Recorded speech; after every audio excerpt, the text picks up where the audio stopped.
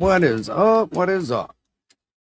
So, what's up, BTTV? So it appears things are starting to heat up. Let me share this post. Hey, what's up, pimp? Eyes open. What's happening? What's happening? Let me share this right here. So y'all know I've been keeping an eye on this Iran shit, right? So, anyways, Trump writes, well, I very much wanted to be with my son Don Jr. and the newest member. Oh shit. And the newest member.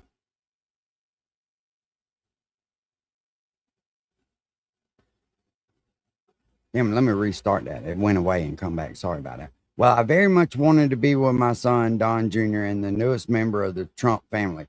His soon to be wife, Bettanina. Circumstances pertaining to government and my love for the United States of America do not allow me to do so. I feel it is important for me to remain in Washington, D.C. at the White House during this important period of time. Congratulations to Don and Bettanita. That's the only thing. President Donald Trump. So, as of a couple hours ago, I watched a clip on X where they were all rushing back to the White House.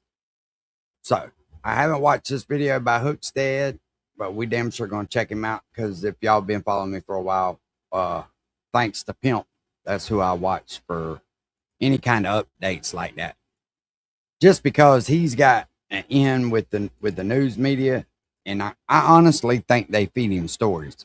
So we shall see. What's up, AR? How you doing? But hey, I would let me give y'all a little update. I should have showed you this on True Social.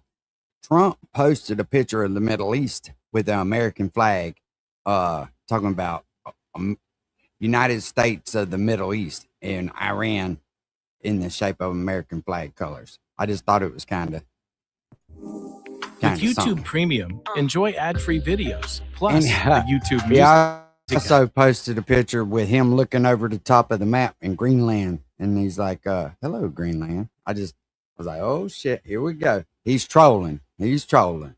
Welcome in, everyone. I hope you guys are doing great wherever you're watching from today. I'm filming this on May 23rd. All information is up to date as of May 23rd, and we have essentially absolute chaos with negotiations heading in to this weekend. Everyone is wondering, will the strike start? Will a deal be reached? Well, we have information to share that is all over the spectrum, as well as comments from Secretary of State Marco Rubio. It is a very fluid, very fast developing situation. So we're going to lay the reports out there, go over the information we have, and then make an assessment. Before we get started, as always, please make sure to like and subscribe. Totally free. Cost you guys nothing at all. Huge, huge boost to the channel. Let me know your thoughts in the comments below. Do you think a deal is possible, or do you think the war will resume? Let me know in the comments below. Hit the notification bell. All notifications on. You won't miss a thing. And then Instagram, David_Hookstead, XD Hookstead. That's where you can find me on social media. My DMs are wide open. Reach out with whatever you got. Now, let's get into it. So, again, we're just going to lay out the reports. We're going to lay out what we know.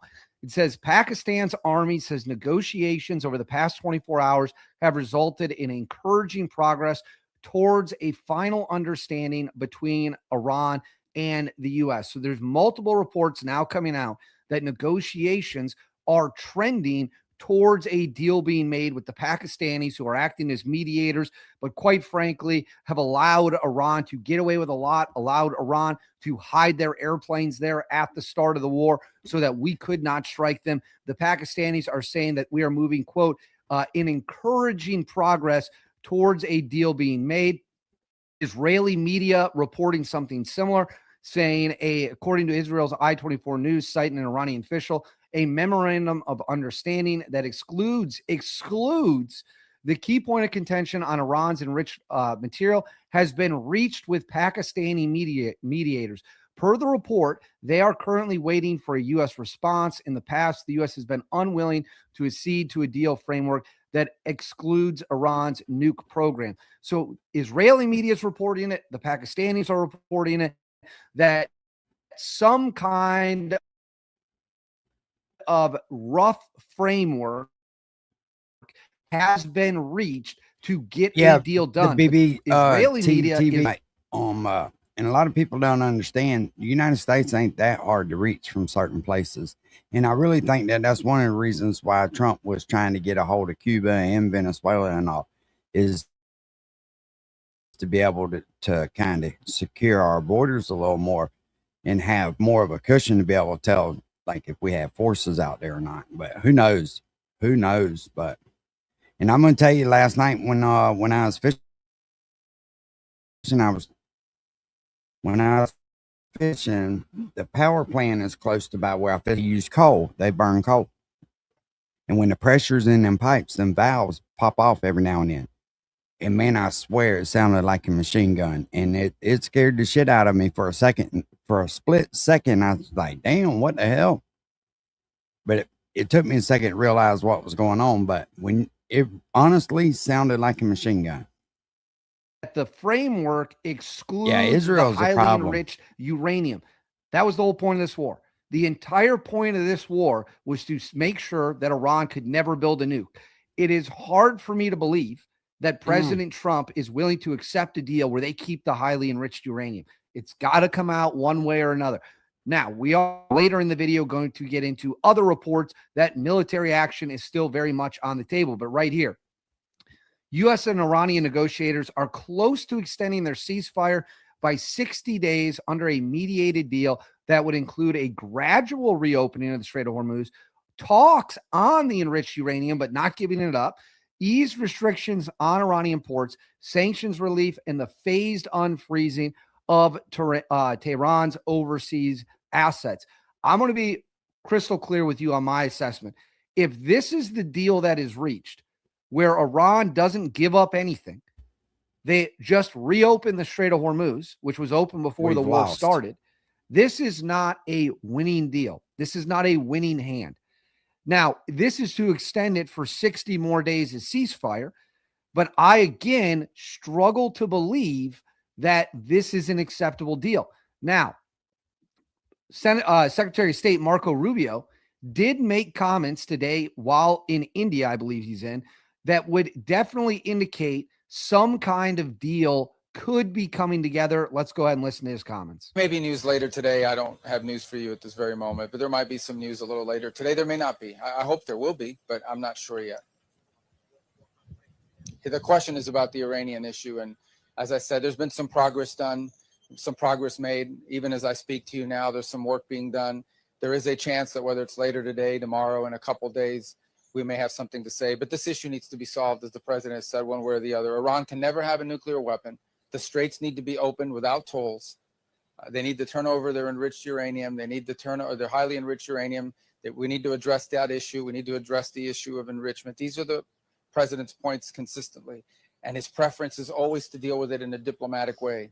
The president's preference is always to solve problems such as these through a negotiated diplomatic solution. That's what we're working on right now. But this problem will be solved, as the president's made clear, one way or the other. We hope it's done through the diplomatic route. That's what we're working on, and perhaps there'll be something to talk about on that topic while I'm here on this visit at some point. So there is Secretary of State Marco Rubio making it clear that, again, I don't know if progress is the right word, but clearly talks are happening, because he is indicating there could be big news coming as early as today on May 23rd. Well, when, the problem is they're going through other people, right? So you got a group of guys in one room, they're discussing shit, then they go into the Pakistans and tell them some shit, and then the Pakistans come to America and tell them some shit. And that's no way to do it, man. You got to look these people in the eyes and say, hey, we ain't fucking around. This is what we want. This shit's a stall tactic, I believe. Now, this is a fascinating report out of Israel. Some officials believe removing Supreme Leader Mojtaba Khomeini could trigger a secession crisis and open space for a more pragmatic faction to cut a deal with the West. Others warn it could produce a more radical structure or a. Wait till I show you what he posted on Truth Social. Well, this is a very, very interesting thing, because the idea was, if we kill his dad, the previous Supreme Leader, that a moderate faction will take power. But we know that's not what happened. Instead, what happened is the IRGC hardliners, the most hardline people in the country, they took power. So now they're essentially, the Israelis are essentially weighing that same gamble yet again. And in case you're wondering how the Israelis and President Trump are coordinating at the moment, the New York Times reporting Israel was so thoroughly sidelined by the Trump administration that its leaders were cut almost entirely out of the loop on truce talks between the United States and Iran, two Israeli defense officials say. So the Israelis in the New York Times are not happy. We know that Bibi Netanyahu and Trump previously had what was described as a tense phone call, where it is essentially alleged or reported that Trump refused to go back into military action. But on the military action note, it says, according to CBS, citing sources with knowledge on the matter, the U.S. is indeed preparing to resume strikes on Iran, but as of this afternoon, no decision has been made. Additionally, per the report, members of the intelligence community and military have been canceling Memorial Day weekend plans as defense and intelligence officials update recall rosters to facilitate the movement of personnel out of the region. Such efforts were previously to limit the amount of U.S. That were in the way of Iranian fire. So this is reporting that U.S. military action still remains firmly on the table. And then right here, Iranian IRGC affiliated outlet Tasnim says Iran's military is preparing for any potential, quote, foolish attacks by the U.S. and will respond to any attack by escalating the war to new targets. And then right here, Iran's defense ministry, Trump has no choice but to accept Iran's demands or face future defeat. And then right here, lastly, Iran's foreign minister says the Strait of Hormuz is none of the U.S.'s business, and it is a matter between Iran and other coastal nations. So again, we're hearing reports that a deal's being reached. We're hearing reports the war could restart any moment, but it is chaos. That's just the best way to describe this situation. This situation is total and complete chaos. So we will continue to watch the situation. We will continue to monitor the situation. I want to know what you guys think. Let me know in the comments below. What do you think comes next? Will a deal be reached, or is war imminent? As always, guys, make sure to like and subscribe. Thank you very much for watching. I'll see you all next time. See, and it's been a long time since there's been any kind of wars going on American shores. I think it was in Alaska, right, where they landed up there a little bit. Let me show y'all. This is the shit that he posted. He's fucking trolling these people. You know what I'm saying? And it's for what? What good does it do to try to troll Iran? You're trying to negotiate with them. You're not. This is not negotiation. This is saying, hey, point blank, we're coming to take that shit. What you waiting on, as he would say. I don't know why he posted that. All right, hold on. I'll pull, go to Valhalla. Oh, shit.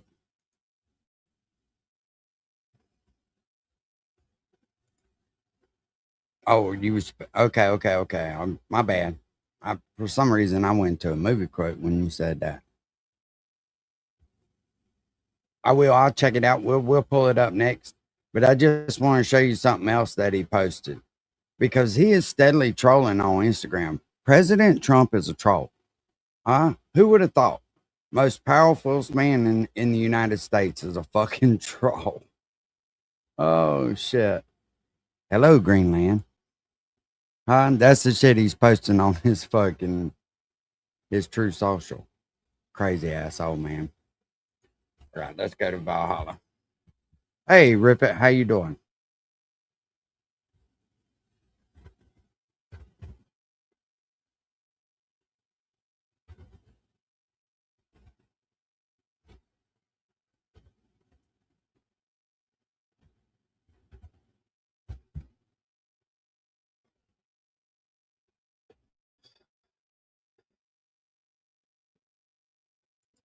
Yeah, see, and that's what I had seen too. The title of this right here, Trump administration just emergency recalled to the White House. It's probably fixing to go down.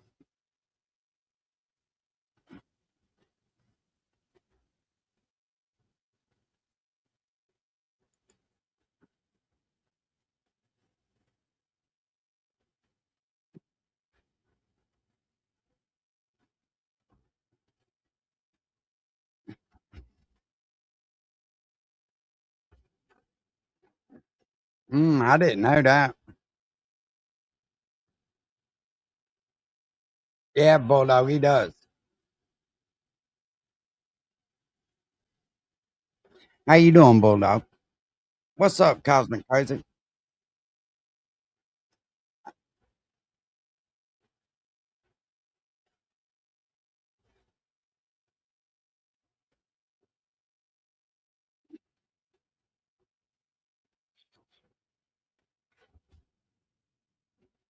Drew, I don't know if I say what's up to you or not.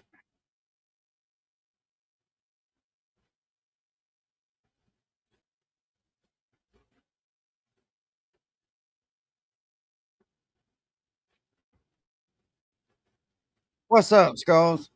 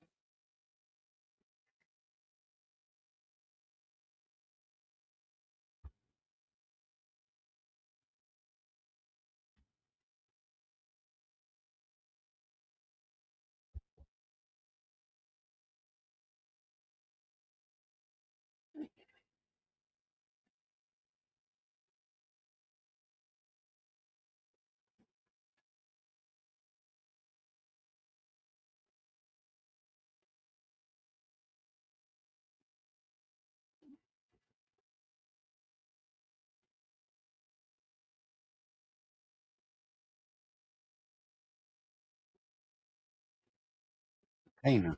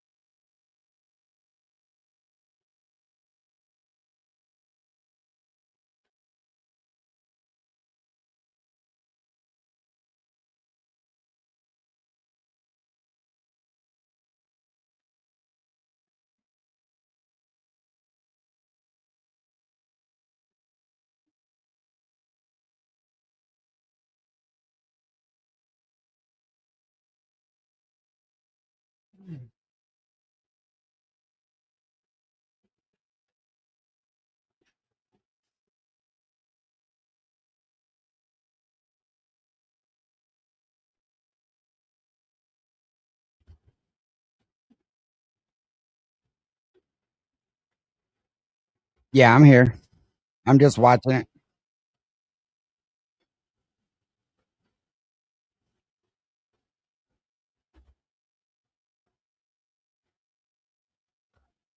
Y'all can still hear me? I was just watching and reading because I hadn't heard anything about the Bianca thing. That's the first I'd heard of it.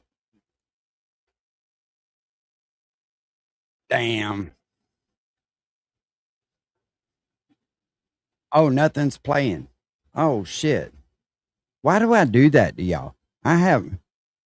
Holy shit. Y'all gonna have to fire my ass. I went to Valhalla I've been listening. with I'll Ivanka. restart it. You got Jake posting here. Imagine how dumb you have to be to believe this. Which, yeah, it just seems like the perfect excuse for escalating a conflict. Just, of course. Man, you know this is T-Moo News over here. You get what you get, man. Shit. Yesterday, right before this. Yeah, I never switched it over, Info. My bad. Oh, shit. I was sitting here reading that shit.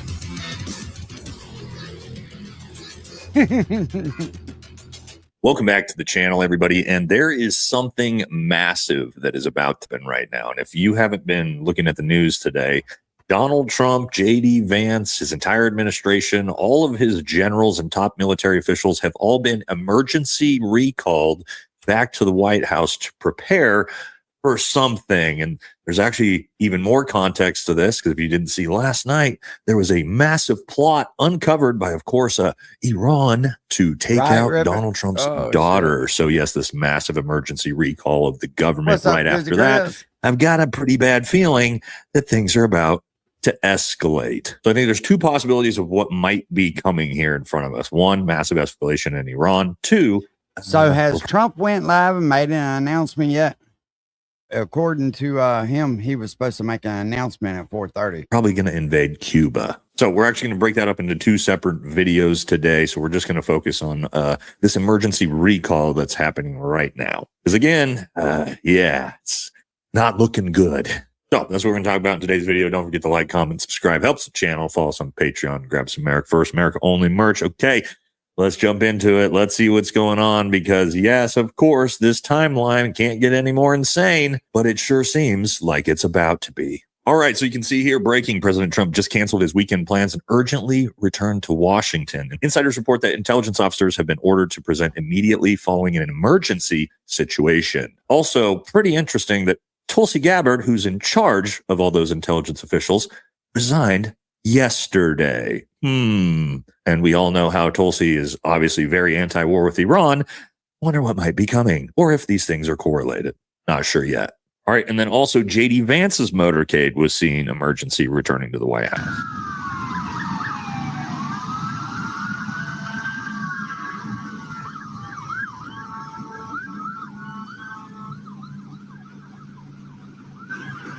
Also, very important, a lot of people were making fun of him about this, but Donald Trump announced that he would be skipping his own son's wedding today because he had something very important going on with Iran. All right, Trump posted this yesterday. Well, I very much wanted to be with my son, Don Jr., and the newest member of the Trump family, his soon-to-be wife, Latina. What he's saying, he's talking about Iran, so.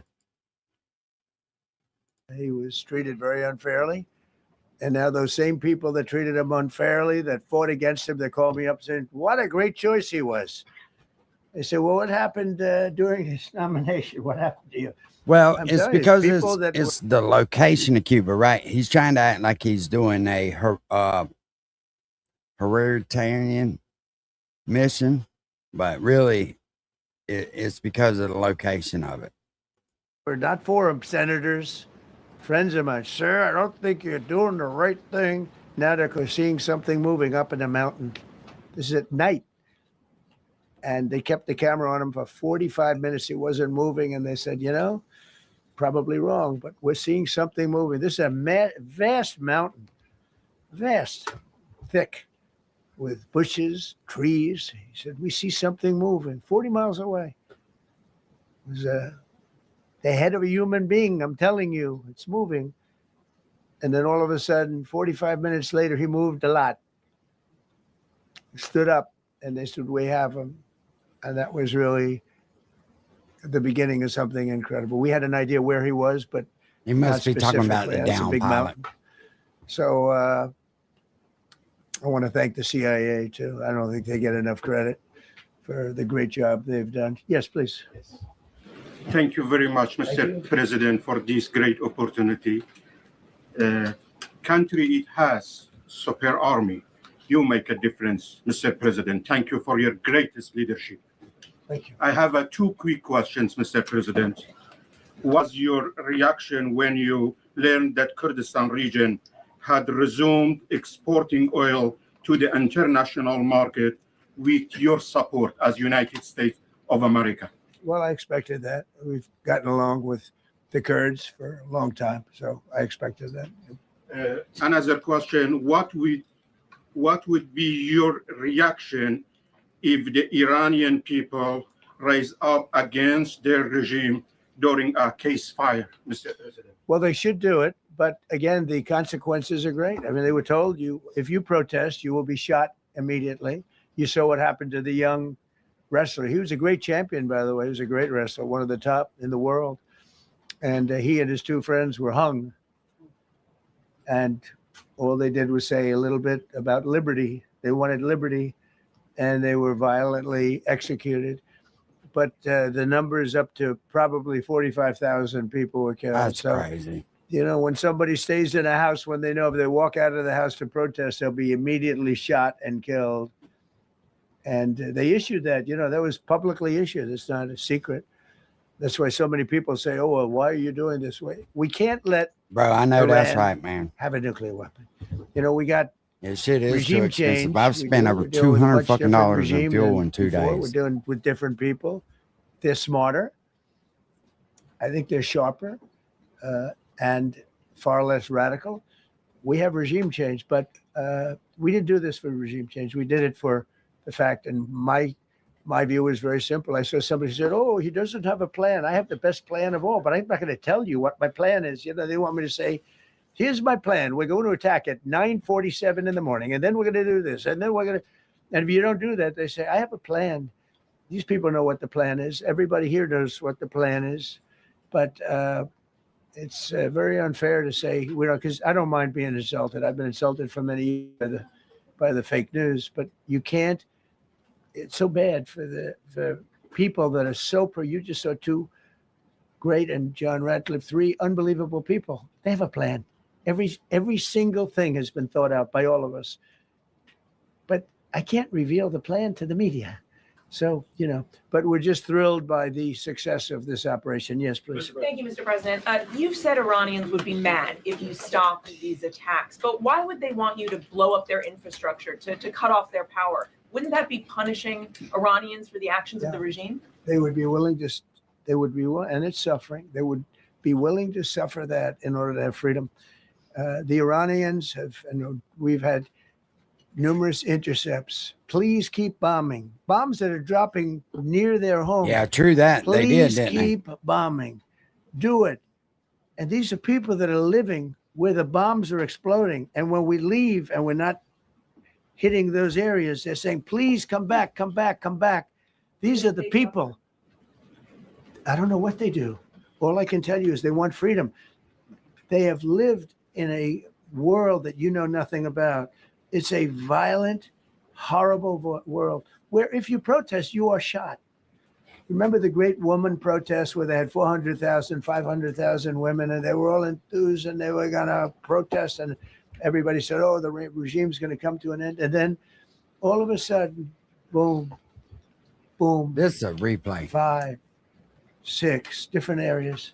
A woman would go down. This is a between the eyes. replay. Why they title that shit like snipers. that, I had no idea, but that's a fucking replay.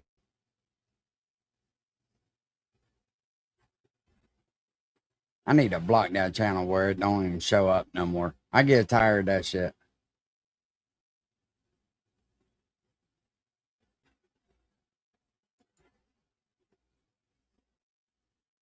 They make it sound like he's alive. Hey, man. Welcome to the AJC. Immigration arrests in Georgia have nearly quadrupled this year. We just found your next favorite date night spot.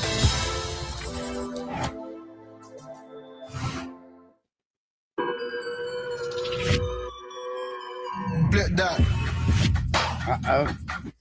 So many. I know coming from New York, originally I know so many people from around. They're incredible people, incredible energy, and very, very brilliant people.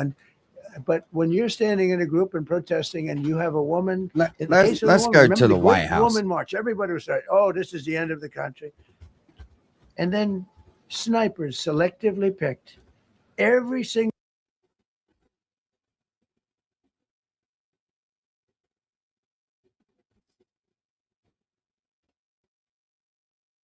Let's just see if the White House got anything going on.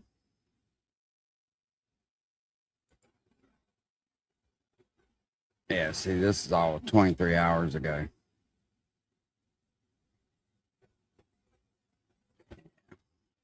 Why they act like it's live, I have no idea. That's embarrassing to do shit like that.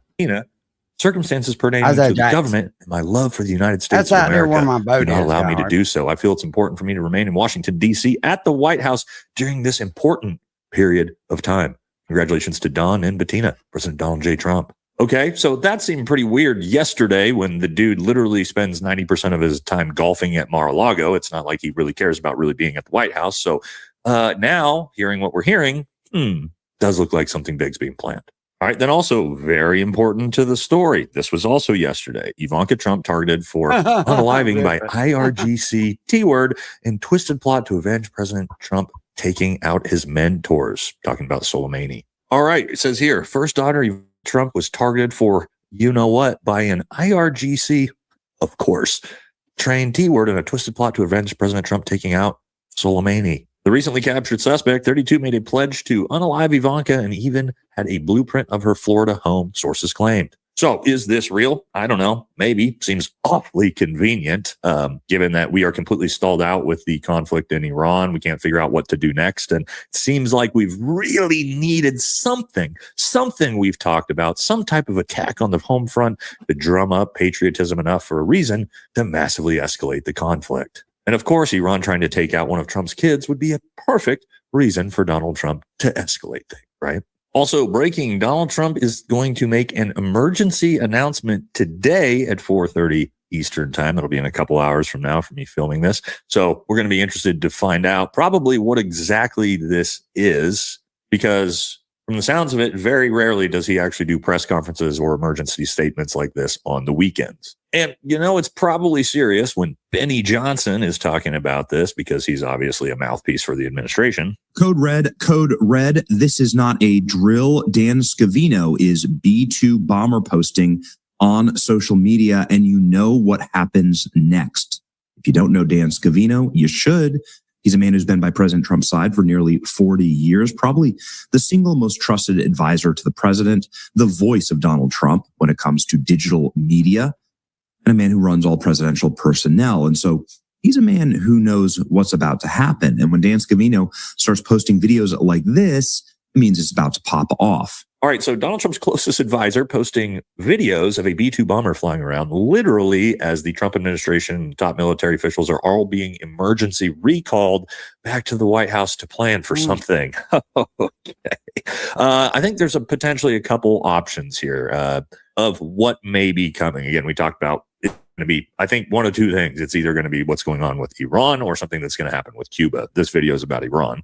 And why am I not feeling great about that posted video of B-2 bombers flying around? Yes, the B-2 can carry up to 16 nuclear bombs, if you guys didn't know. And if we think about things like, this country potentially trying to take out Trump's daughter, I could very easily see this be a massive ramp up into a worst case scenario here. And when we factor in the fact that last week there was that very suspicious mushroom cloud that arrived out of nowhere in our greatest allies country, things are looking pretty sketchy. Okay, so that's definitely worst case scenario. I think it's possible, as Donald Trump has just said, he's 50-50 on dropping bombs, whatever that means. We'll look at that clip here in a second.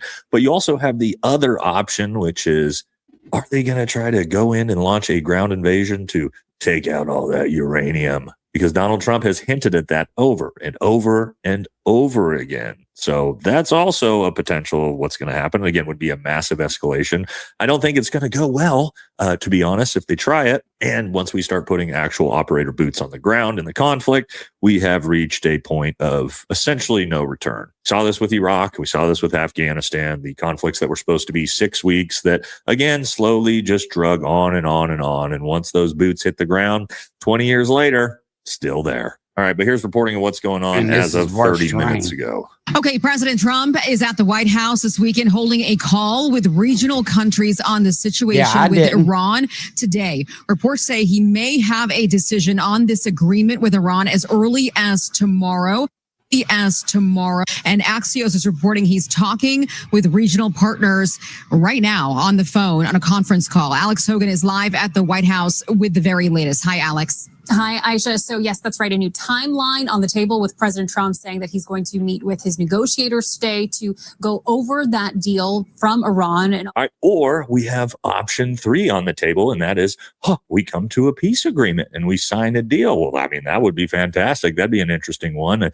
It doesn't sound like in the reporting, though, that Iran is part of these talks. It sounds like the talks are between us and the Gulf states. And again, Donald Trump also talking about he's 50-50 dropping bombs or not, which to me doesn't really seem like you're moving towards a peace agreement when you're literally talking about escalating the conflict. But again, who knows, right? You never know what's going to happen. But this emergency recall, would the entire Trump administration and all the military officials be recalled so that they could look at a peace agreement? Okay, I don't know, maybe, but it doesn't really feel like that's probably going to be the case. It doesn't sound I hope that it way, is, does it? to be honest. But we haven't really seen any signaling from Iran that So I they're wonder- anywhere near agreeing. I wonder if something's happened like that none of us really know about, like a hostage negotiation, something, or if they've struck one of our ships out there. Something's happened. To some type of deal at the moment. And also back to the story with Ivanka. You got Jake posting here. Imagine how dumb you have to be to believe this. Which, yeah, it just seems like the perfect excuse for escalating a conflict. Just, of course, happened yesterday, right before this. But to expand on that, I don't really see Donald Trump as the type of guy. Let's say that this hypothetically is actually real, which I honestly, tough for me to believe that. But let's say it is real. Donald Trump doesn't really seem like the type of guy that would let that go, would just let it slide, and then the very next day come to a peace deal. But again, maybe that's just the art of the deal. But again, I don't know, guys. It all seems very, very sketchy to me because this emergency recall, we haven't seen that happen once in this entire conflict. And so I would imagine it would be something bigger than looking at a new deal or starting negotiations. But again, who knows? We're not sure what's going on yet. Let's circle back to Tulsi resigning yesterday, because again, this is just very, very interesting timing when we factor all of these things together. Tulsi resigning, all the bizarre stuff going on with the intel community regarding that. At the same time, they find this massive plot against one of the Trump kids, emergency recalls going on, all at the same time when, again, we know that Tulsi has historically, at least, been super anti-war with Iran. Is it possible that she knows something was coming and decided to resign ahead of time?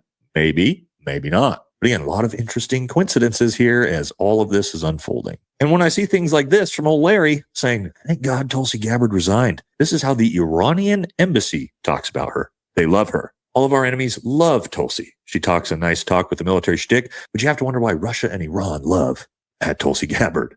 Disgraceful. No wonder why all of President Trump's intel reports have been trash. How would you know what his intel reports would be?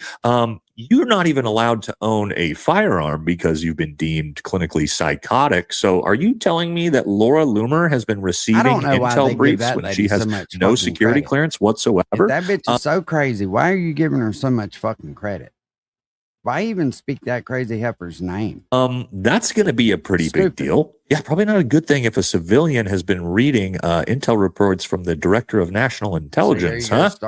Okay, probably shouldn't have admitted that. But again, it shows, I told you guys, the Trump administration and Trump himself hates Tulsi Gabbard. So I don't know. Again, that resignation becomes very, very suspicious given what's happening today. Now, supposedly last week, Donald Trump wanted to carry out a massive strike on Iran, but he was talked out of it by our Gulf state allies, Saudi Arabia, UAE, etc., that urged him to delay the attacks. And so now there's an emergency meeting where he's supposedly meeting with these same Gulf leaders. Feels like maybe he's letting them know, okay, the delay's over and we are now about to strike. But again, we'll have to wait and see. So it's going to be very to see what type of distraction comes next. You know, we had the big e-files. We distracted from those with the Iran war. Then that went so poorly that we had to distract from those with the alien files and White House correspondent dinner attacks. And now potentially we got to invade Cuba to distract from invading Iran, to distract from the big e-file. So yeah, just it's going to be wild to see what is the next big distraction. Sounds like we're going to find out today. And then the next video, guys, we're going to be talking about potentially invading Cuba,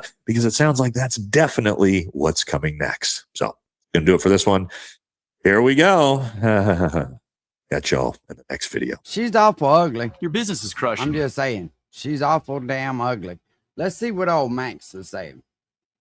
It's May 23rd, 2026. Happy Memorial Day happy Memorial weekend. Day, What you need to everybody. know right now is the President of the United States just skipped his own son's wedding to stay in Washington, potentially staying in the Situation Room. Not because of a scheduling conflict, not because of some sort of issue domestically. It looks like right now, circumstances pertaining to government is what the official nomenclature is as to why the Trump administration is staying put. But at the same time, CBS News confirmed that defense and intelligence officials across Washington have canceled their Memorial Day plans, updating overseas recall rosters and standing by for orders. It looks like the pressure is fully being placed on Iran, even though we know it's gone back and forth a time or two. We'll just say a time or two. But at the end of the day, we know this has gone into negotiations, threats of more conflict, back to negotiations, and basically Iran tapping along the world with the U.S. trying to give them some off-ramp, just some ability to take an off-ramp and avoid further strikes. But then Axios is also reporting that the administration has a final offer that they've delivered to Tehran via Pakistan, and basically seriously considering what happens if Tehran says no. And if they say no in a few hours here, obviously there's going to be some rumbling happening in the Middle East again. This isn't just background noise. This is the exact operational pattern that we saw about 72 hours before Operation Epic Fury launched on February 28th. The cadence is relatively the same, and Iran has been told. You could just about, you know, and I hate to say it that way, but you could just about be with anybody you wanted to be. You would pick that? I don't know, man. Have to be awful drunk and it'd have to be awful late. You know what I'm saying? In not so uncertain terms that if they don't come to a deal, that things are going to start lighting up again. And we know they were offered free nuclear energy for civilian purposes for life. That was a part of the original deal that was offered to them. Yet these mullahs are still like, no, we want our fiefdom and we want to set up a toll across the Strait of Hormuz and collect a bounty like a good mafia boss. And the U.S. is like, can you just be like sort of a normal country? We're not even asking for a lot here. We're not even setting the bar very high. Can you just be like sort of normal and not that weirdo hanging out in the corner of the party, just breathing heavily and looking at all the guests in a weird way?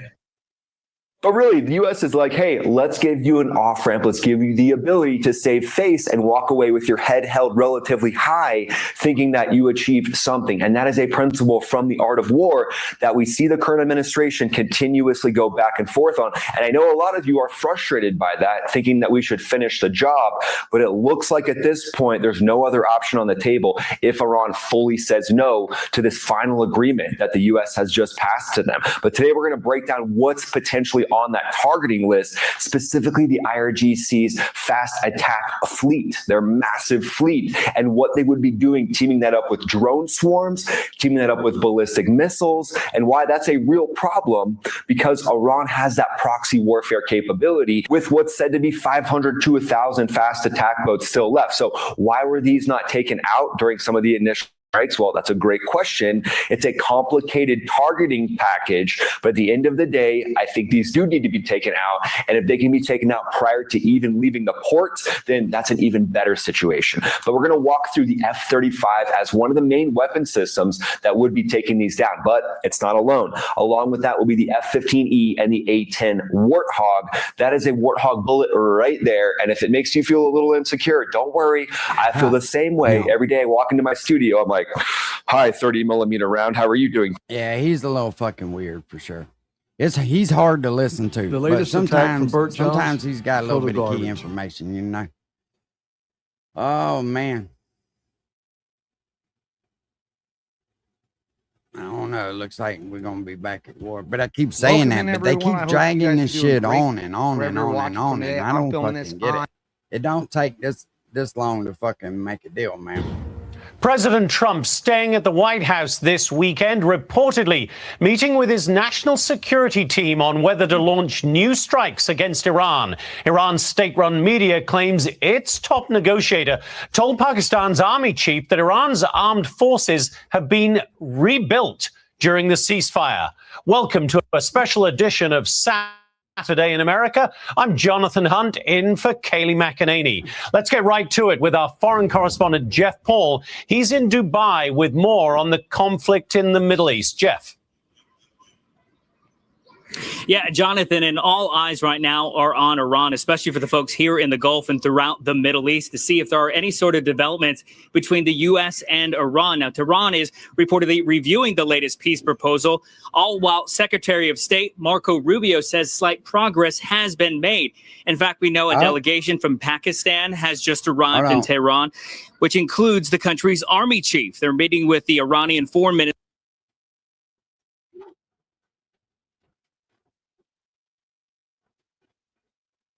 Hi, Molly. So this is what we were talking about earlier, waiting to see if we would get some kind of readout from the White House about those conversations. Is exactly what we saw just a couple of minutes ago. The president posting on Truth Social that he had what he's calling a positive call with leaders. This is concerning, of course, Iran and all things related to a memorandum of understanding pertaining to peace.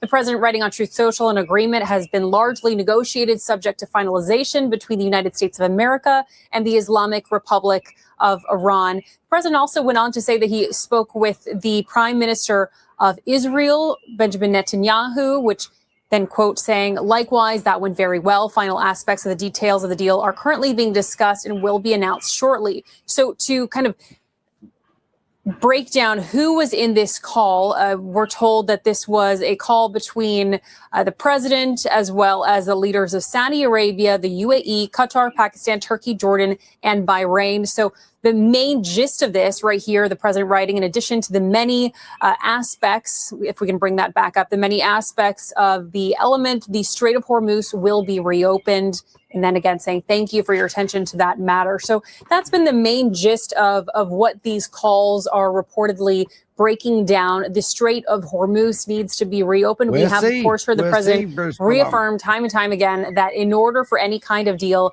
there would need to be some kind of agreement that would involve the enriched uranium, turning that over, and a guarantee that Iran would not be able to have any nuclear capability. They're not giving that fucking uranium up.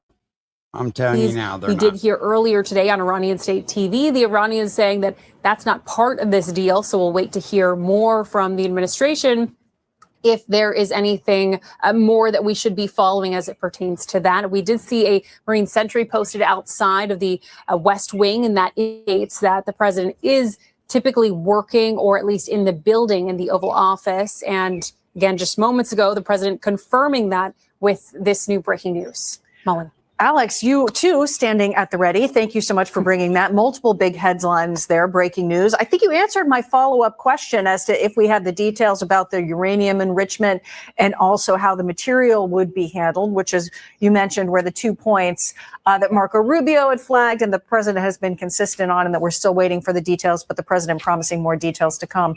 Alex Hogan, really fascinating report. We greatly appreciate it. Your reporting there about this largely negotiated agreement. We wait for further details. Alex Hogan, thank you. Be sure to like and subscribe for all the Fox News latest on YouTube. Russia probably and catch full shows streaming now on Fox One. Yeah, Russia will probably end up with it if I had to guess. Well, hell. Disappointed in Trump negotiation for the first time. I do not think that Iran will ever honor any agreement.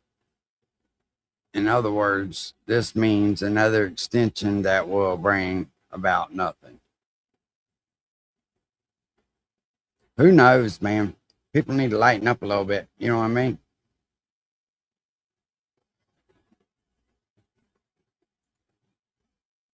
All right, good evening, folks. It's Enforcer Matt, and today we have a very major story developing in Kyiv, Ukraine, and also other developments in Russia and Iran, so let's jump right into it. Right now, we're getting a very disturbing report from Ukrainian President Zelensky himself that Russia is preparing a strike on Kyiv using a nuclear-capable Oreshnik IRBM missile, and Ukraine warns it is preparing its air defense for the attack as we speak, but it goes without saying that we are monitoring this situation very closely. Meanwhile, the U.S. Embassy in Kyiv has just also issued a severe alert over the next 24 hours, confirming Russia plans to launch a devastating attack on Kyiv very soon. And in the meantime, Ukraine's also been knocking out Russian rear lines, more oil depots, and other critical military facilities. As we like the whole fucking world's fighting, I know. Also just seen that Crimea's gasoline shortage may have just gotten much, much worse. And finally, we do have some news about what you can expect in Iran over the next 72 hours, with U.S. attacks believed to resume soon, or maybe a deal possibly. We'll have to see with that. But we have very big news right now, especially out of Ukraine, and this could be some of the biggest news we've seen in some time. So let's jump right into our first article, which goes to none other than Volodymyr Zelensky. And right now, this is our biggest story of the day, and it's actually kind of rare to hear it from Zelensky himself. Usually someone else puts the information out, but Zelensky found this situation so dire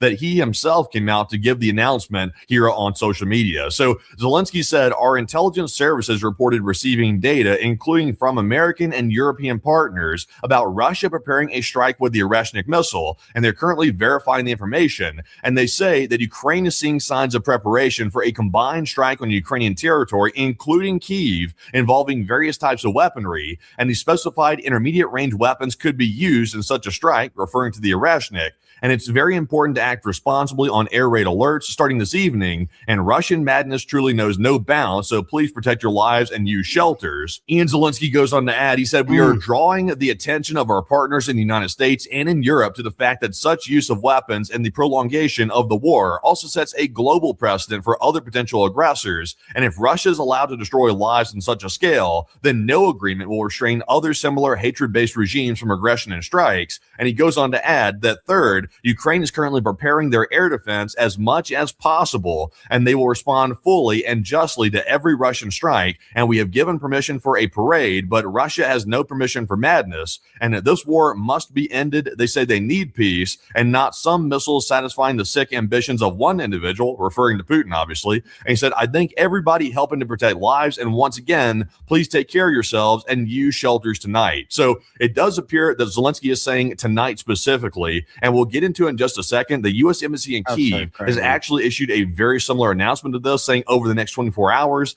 But this is very, very ominous. We have not seen an Oreshnik used on Kyiv before. And so far, while Russia has launched Oreshniks on Ukraine, it's been largely in unpopulated areas to a large degree. But if it's launched on Kyiv, that could be a mass casualty situation possibly. So we're currently watching that very closely. But let's go ahead and move right into our next post here, which goes to Max 26. And this right here is actually the warning from the U.S. Embassy in Kyiv. This is the one warning of the next 24 hours there could be a large-scale attack. And right here is the image from the website of the U.S. Embassy. And here's exactly what it says. I'll read it off. It says, the U.S. Embassy in Kyiv is... That's probably why they all rushed back to the White House. Received information concerning a potentially significant air attack that may occur at any time over the next 24 hours. And the embassy, as always, recommends U.S. citizens be prepared to immediately shelter in the event that an air alert is announced. So that seems to directly back up exactly what Zelensky is saying, coming from a U.S. source. So at this point, I'm not sure if we could get any more corroboration that this is indeed true.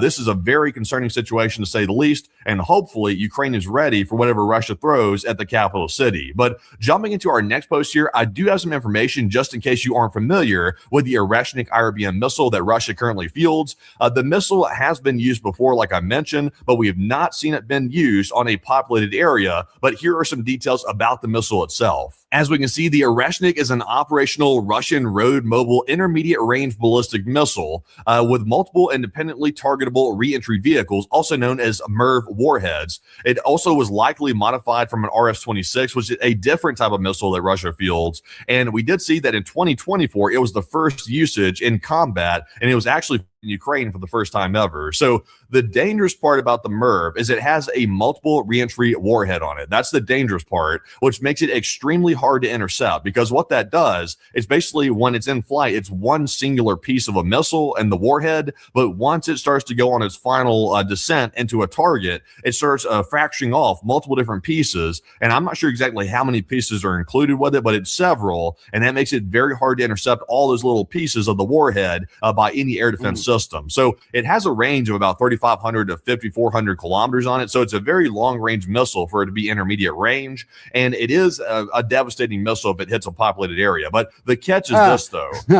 Russia has been firing these things off and test firing them. Ain't no fucking telling, man. I watched some of that shit with Candace. That shit was hard to watch, dude. Before, but we've seen quite a large number of failures of the missile. So it's possible that maybe if Russia goes to fire it, it could explode on the launch pad, or it might not fire at all because it could have a malfunction on the launch pad. So that's a possibility that could end up saving Kyiv possibly if Russia decides to pull something like this off. But of course, you don't want to rely on the malfunctions of a missile. You want to make sure you have good air defense for that. So we'll have to see what happens. But right now, this is the threat from the Oreshnik. But moving on to our next post here, this one's going to go to Visegrad 24. And also in the meantime, while Russia's threatening all kinds of strikes here, we're also seeing that Ukraine has continued their work on the front lines and also behind the lines as well on logistics of the Russian forces. We've currently seen here that from the attack last night in Novorossiysk in the Black Sea, we've seen that Ukraine released a video of the massive drone swarm attack in the Russian port city. And apparently during this attack, we saw one of the FP2 Ukrainian drones strike a Russian missile corvette, and it looks like it did some pretty serious damage to it from the looks of it. So let's take a look at our first video here. This is from the attack last night on Novorossiysk, and this is in addition to the oil depot that was struck right outside the city.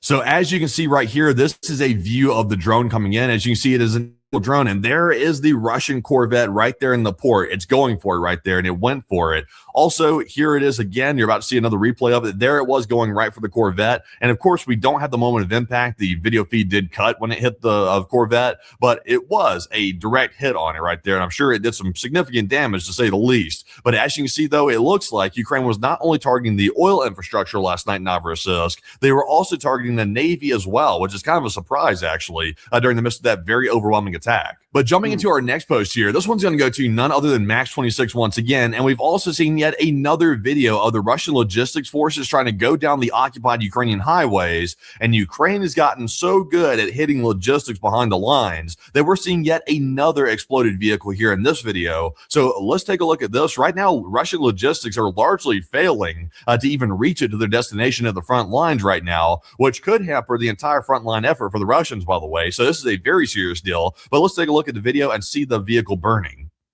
And there you can see it. This is on an occupied Ukrainian highway right here. And there is the Russian logistics vehicle burning right here on the side of the road, right there on the left.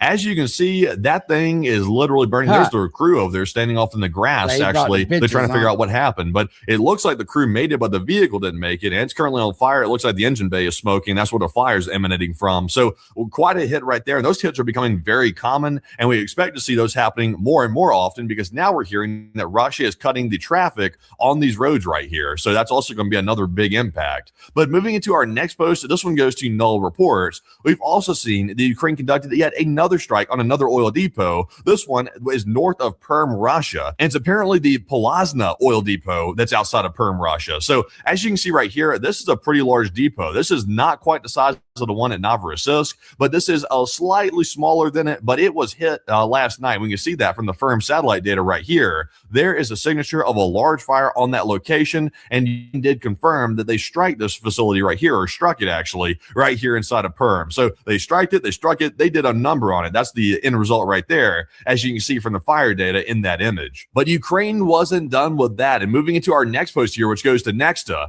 we've also heard that Zelensky also announced a strike on the Metafrax plant in Russia's Perm region as well during the same attack that struck that oil depot. That's enough of that shit. Ain't but so much war, death, and kill you can fucking listen to for one night, man. Some of them dudes sound like fucking robots too, dude. You know what I mean? It's hard to listen to it.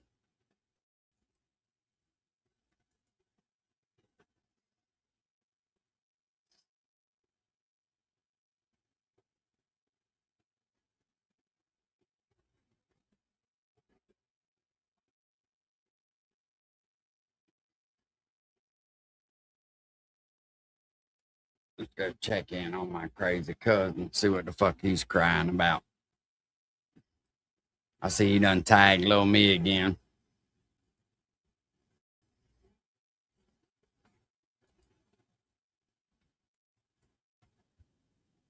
And away we go.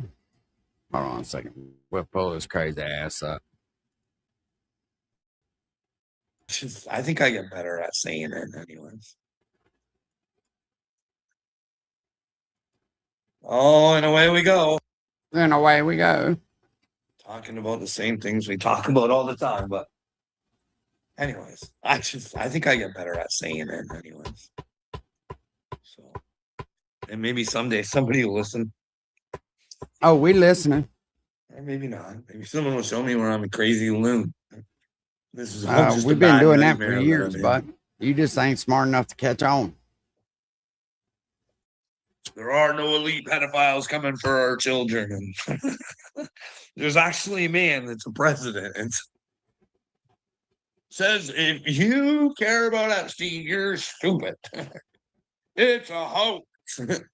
Well, but if it was a hoax, you think they would have unleashed it when old Biden was in office, but no. Christopher Wray was very Cass-Patel-like. This Christopher Wray was a lot more intelligent than Cass-Patel. He used to just say, ongoing investigation. Love to talk to you about it. Really would. But, you know, you guys aren't supposed to know anything until we wrap it up and tell you exactly how it was. Son of a bitch, eh? I can't believe Bill Gates was never fucking interviewed. That bothers me. Like, you got him in there playing in a panty with Epstein, and you'd investigate that. You'd at least think, you know what I mean? Or maybe it was just shit they forgot about. You know what I mean? It was before the panty. They never knew. They never thought to go back or even question and say, hey, Bill, are you up to no good? Please don't put on a panty if that's what you're doing with Epstein. That ain't going to go good for you because we got our eyes on you. Zach, I don't fucking get it, right? I mean, this motherfucker won't leave the house, and he's worried about American politics. He says some pretty wild shit in his other fucking live. Yeah, that was pretty wild. That really be Matter of fact, something. let's watch that one instead. See, there's some weird shit going on over there, and well, she does play hide the wiener, eh? He likes to talk about sexual know, shit because we heard the story, right? He must be sexually the deprived or Rothschilds, something. They brought, you know who the Rothschilds are, right? But they're the ones that brought you Israel. They're the ones that the humanity. I don't know, but I'm thinking if this is theirs, is I point at, hey, if you wanted to cover somebody who was part of fucking hurting the world, you'd give them a pardon, right? You'd make sure nobody can touch them. You know what I mean? And Fauci, he don't like to debate science, and that pisses me off. I gotta tell you, if science can't back itself up, it's fucking not real science. It's weird science, not the good kind of weird, I think. But yeah, poor old Carl. I come forward. I tell people I think I'm an Epstein victim. No, not an Epstein victim. I tell people, can you imagine if they did do it? I fucking let Epstein penetrate my children too. There's children all around the world that get fucking penetrated by Epstein. I think we should stand up and just ask the questions and make sure that we didn't do the wrong thing to our children, because some of us did.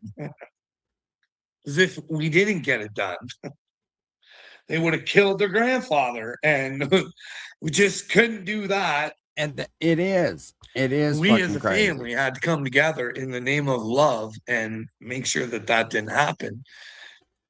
Why would you even say anything about fucking? Oh my God, what's up, Jerry? And hate anybody who would want it to happen. Epstein petted his starfish, and Bill Gates, they penetrated him and his kids. Ask him, he'll tell you. Oh man. Yeah. I don't know. Like, I don't know what little me's trying to prove. Does he know anybody that may have got Epstein? Is there people that he care about that maybe got Epstein's secret sauce fucking penetrated into him? Oh my God, Carl. Not the secret sauce, bro.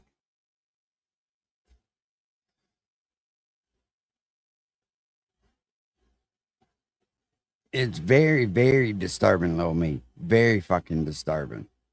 Or is it Bill Gates? But then again, you know, it makes you wonder, man. Is this dude living out a sexual fantasy every day or something? Is that why he talks about kids and sex every day, nonstop? I used to make fun of him, right? But it's kind of hard to make fun of him when know that there would be a remedy for the epi for the panty. just give Carl a wig, a bra, and a dress, and just wind him up and watch him go. Look out! You know what I mean? Takes me back to Epstein's chalkboard. He got a thing for you too, little me. He wanting a picture of you, bro. You should take a look at that. I know I got her saved somewhere. Yeah. Hold on, let me see. I seen a short of his today. I think it was today. Does anybody out there have a picture of Eric, aka a little me? I don't want one of his families, kid, any of that stuff. I just want a pretty picture of a pretty picture. Ooh. He wants a pretty picture. Eric all by himself, because I think it's only fair to know who slandered your name and tossed you through the mud all through the internet and has made up complete lies about you. It just doesn't seem fair that he has to hide and not show his face. So if anybody out there could let me know who this little person is, but he'll come back and tell you how my kids hate me. Your kid told you he hated you right on fucking video, Carl. It's not that hard. I believe I got the son of a bitch. Let me see if we can't find it. If you need a refresher.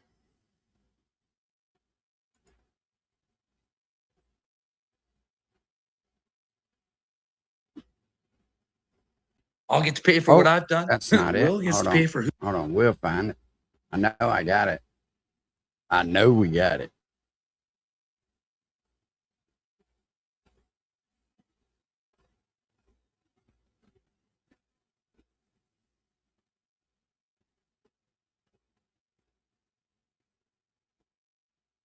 Is it this one?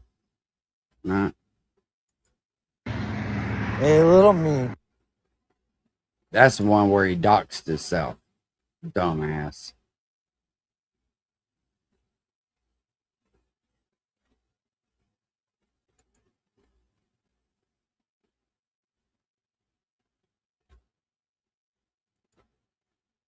Oh, Yeah, I no, was this is the delusional. other one.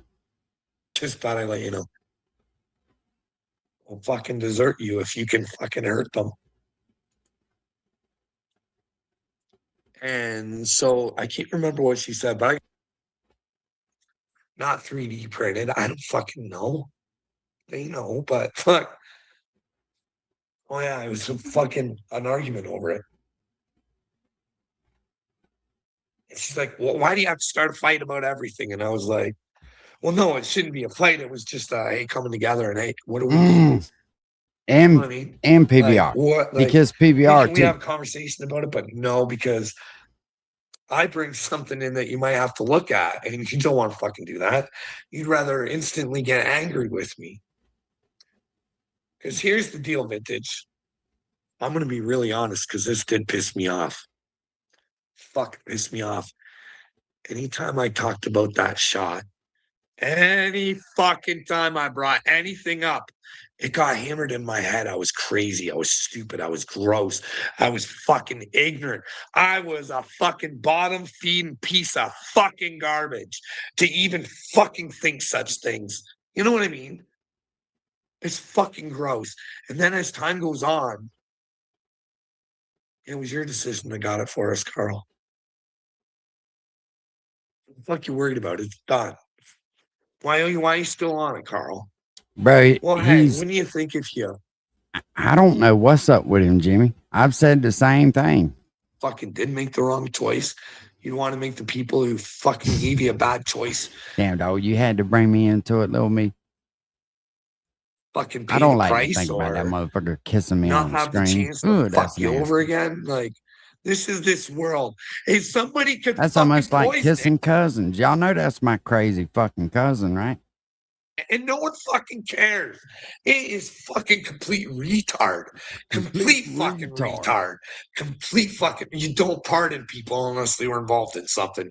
Joe Biden was involved with fucking the fucking shot, just like Fauci was, Bro, just like Trump was. that's how stupid this motherfucker is. Joe Biden wasn't involved with shit. He didn't even know where the hell he was at, you damn dumbass. And you know it. You've said it. Just like they all were. You just like to bitch and hear yourself fucking whine. Not even to poison us, to fucking squirrel pot. Hold on, Joe. I gotta go live. I tell everybody so I can save them. Because that did more damage. And fucking, oh man, it's hard living in this world now, Vintage. They say Christ consciousness is easy. It's not. It's fucking seeing shit for the way it is, and it's fucking gross, fucking disgusting, and you can't fucking handle it. That way you have to fucking move in Jesus. You have no fucking choice. You fucking gave yourself over to him, and then you're gonna fucking suffer till the end until you fucking get the job done for him. But I gotta go. I'm not doing good. I'm not doing good. I fucking hate this world. I fucking hate it. You so many ignorant fucking people. I fucking hate this ignorant, stupid motherfucking world that I'm forced to fucking live in and be punished when I don't want to. Fuck, man. Fuck. Don't let the pedals fuck your children, you fucking retards, you dumb motherfuckers, you fucking ignorant fucking cows, you stupid motherfuckers. Get your fucking shit together, you fuck. I fucking hate you. I hate this fucking place. Fuck, I hate it. All right, this I'll get to pay for what I've done. Will gets to pay for who he is and what he's done. Wow, hell.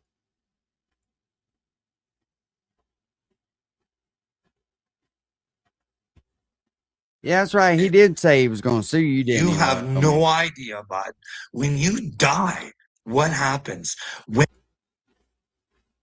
Because even if I'm not, you're a child of God, little me. And if I'm trying to hurt you, bud, I'll get fucking everything I deserve, pumpkin. This fucking bozo turned his live feed camera on. Carl, you turned your live feed camera on and told little me, said, little me, what do you think about Will going outside the confines of YouTube and trying to get kids ripped out of my house? Where have I tried to get kids ripped out of your house, Carl? Me trolling you and you being a fucking idiot doesn't correlate to me trying to get kids ripped out of your house. But I will be the first one to tell you, I don't think that kids need to be around you. I think you're very dangerous.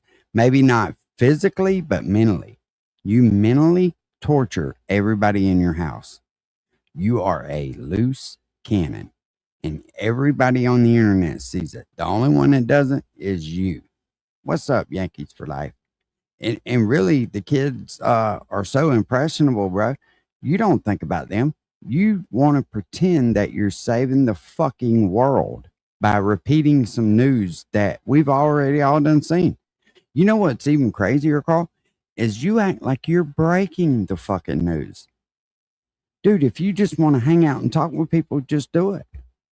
But you ain't got to pretend that you're some kind of high and mighty. Fuck, you're scared to go outside. How the fuck you gonna save any of us? You can't even save your fucking self. Don't make me get Joe to slap you around, boy. Hey?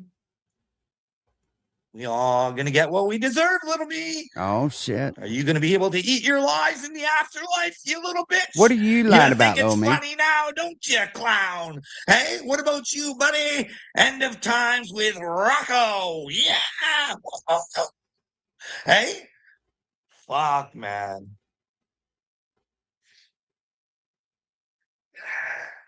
Oh boy, you just can't get through this idiot. Nah, I can't get through this idiot.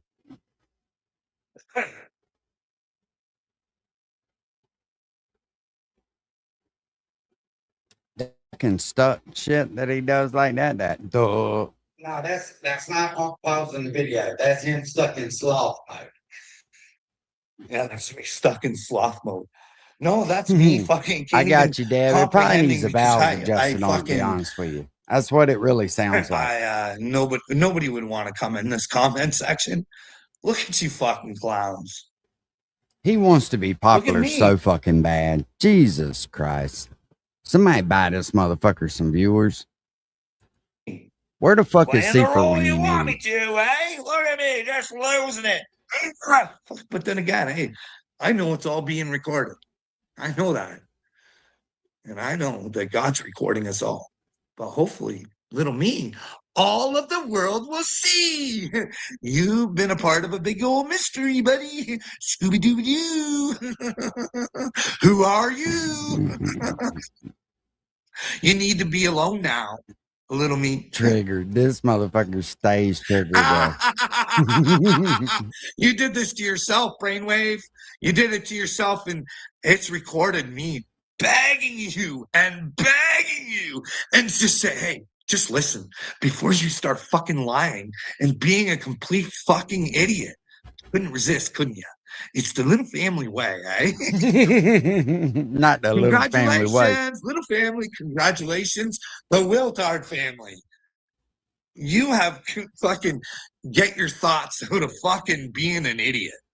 Get your thoughts out of being an idiot. But you're going to have to accept you're an idiot. You are a hindrance to the world.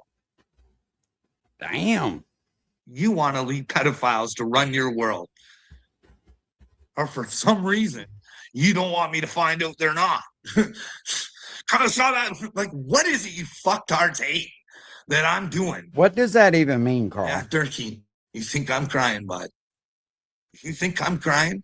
Wait till you find out what you've done to your fucking soul, you fucking nimwit. Yeah, Durkee. You have no idea, bud. When you die, what happens? When you die, do you pay for what you have done? I don't know. I fucking hope so. If I'm a clown, I hope I get fucking to pay for it. Because I want it for you guys. Now, eternal damnation, I don't want for anybody, but fuck, I don't make the rules. And if you would have the fucking audacity to go against the truth and not want me to find it, then you fucking deserve it. You're ignorant. There's maybe no hope for you. Fuck. I haven't been here as weeks. You gotta keep tagging me. No, bud. Because you're gonna have to learn to repent, pumpkin, and your family is gonna have to learn who you actually are. Your children are going to have to see that daddy likes to play bully on the internet. Oh, big bad bully daddy. Hey, good fucking representative to your kids, you fucking idiot. Good job. Daddy. Good old daddy bully, eh? Daddy bully. But you're not a bully. You're a little fucking hurting little bitch. You're hurting inside, and you want to try and hurt others because you don't feel good about you. How does this motherfucker not have a million subscribers? I'm fucking curious. I know it. And you got fucking daddy problems, honey. I haven't heard too much out of you, but I know you got some real daddy problems. Hey? Find the kingdom inside. That's what we heard, Ringo. Numbskull. That's what we heard. It's in your fucking brain. Good. Maybe gas will go to fuck back But down. instead, you want to leave pedophiles ruling your brain. That way, your world is ran by them. Little me, he started all this shit. Every fucking bit of it. I tried to avoid this idiot for 2 fucking years, and he just wouldn't stop. Too, dummy. Oh, that girl, take a break. Take a break. I don't take that, but look at this idiot.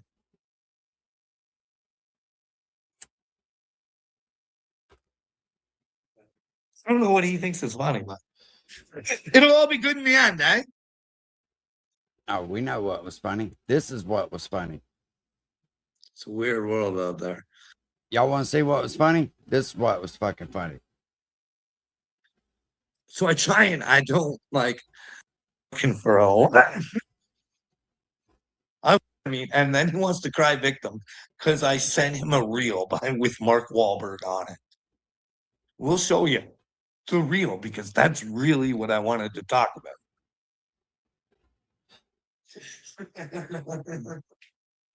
Right? Well, I want you better, but we cannot fucking fathom in my head. What's your malfunctions? What? What's your whole life, homie? You can't fathom shit. Oh, you can't fathom shit, eh? This is a man that would let elite pedophiles run and rock his world because he just doesn't fucking care. But he knows. And it's disturbing in my fucking brain. I can't fucking fathom it. But somehow, Carl, that's not my problem, buddy. I want the You got a lot of pedophiles, fucking if shit there that's are disturbed in your fucking brain. And quite frankly, that's not my problem. elite pedophiles to get off the streets, rule in our world, and we can see that this We'll go that around we the world. currently operate under should probably be changed because it's not to benefit us. You know what I mean? It's to cause confusion and division. Right? Well, fuck, what do I know, Willard? Fuck, you're an idiot. You are dumb. You are gonna be I love to hear him call me dumb. I swear I do. Oh, It's a guilty pleasure of Pull mine. the first duty.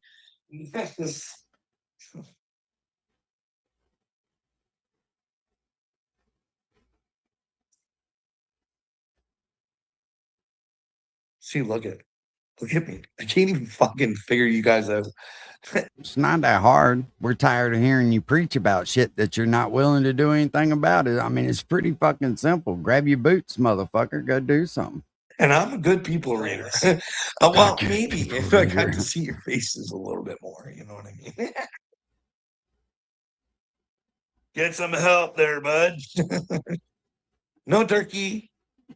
Somebody call the fire department. That Ukraine of his is on fire right now. Shit. My brain is on. Doesn't make it true. See, Carl, I knew therapy sessions would bring you around eventually. Good job. Good job. No, Will. Thinking you know everything is being a fucking idiot, bud. Asking a few questions and figuring out what's right before you just assume. Well, you assume everybody's Might a be fucking with the pedo light. protector. But you're a dimwit. Oh, that'd be a good one, Shady J. Part of My money be on people who are Rock violent Island. and suicidal should get locked away in the hospital. How the first time you get locked up by the very people who had you at one time, you were not in a good place, and you made an attempt on your life. How could those people be the ones to put you in the hospital for violence and suicide without any evidence other than what was on Facebook and on text? What's so hard to understand about that? If you're threatening and you saying that you was going to do it, what's so fucking hard to understand how you got locked up? I don't fucking get that, man. One step forward and 20 steps back. Sometimes I think this fool is smoky and crack. That'll be a lovely little lullaby for you to fucking sing yourself to sleep with there, Pumpkin. Because I don't know what part you think is funny. I really don't. I'm confused there. Listen, bud, I was to a point in my life where I was making an attempt on my life. It was real. I know what people go through. Y'all pass out the fucking tissues. Here it traumatic. comes. You fucking hate yourself. You can't even How do you not know this, you fucking retarded motherfucker? There are people out there fucking hurting so bad they would take their own fucking lives. So I took it upon myself because I made the attempt and I got foiled by my cat. Okay, as weird as that fucking sounds. I took a couple days because nobody still knew that I had that in my fucking brain. You know what I mean? So I took a couple days and I said, hey, Carl, do you want to ask for help and try one more fucking time to want to be alive, Willard? Do you know what that's like, you dumb motherfucker? Do you know what it's like to live inside of a brain that doesn't want to be here because someone tried to fucking destroy you, Willard? You are a sick man, a sick in the fucking brain. Somebody get me a thermometer. I ain't who feeling wants too good. people to I'm kill sick. themselves because you want to feel good about yourself, and you're a twisted fuck. You're sick in the fucking head, bud.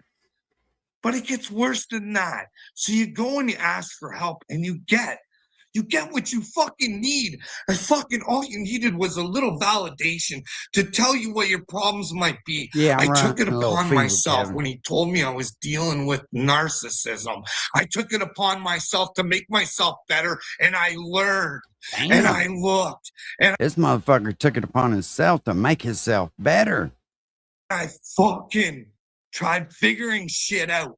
And I figured to myself, I'm going to stand up for myself, and I'm going to do the right thing and just ask for the truth. If I'm the fucking problem, I'll find out I'm the problem. But if I'm not, they can show me where I'm not. Well, if you're not the problem, so you already, let me get this right. So you already know you're the problem, right? You're hoping that somebody else is going to show you that you're not. So you believe that you are the problem. Did we hear that right? I've always been confused about that part. Out, and I figured to myself, I'm going to stand up for myself, and I'm going to do the right thing and just ask for the truth. If I'm the fucking problem, I'll find out I'm the problem. But if I'm not, they can show me where I'm not. You know what I Oh, okay. So he knows he's the problem. He's hoping somebody will tell him he's not. Well, you're the problem, you dumb fuck. mean? So yeah, bud.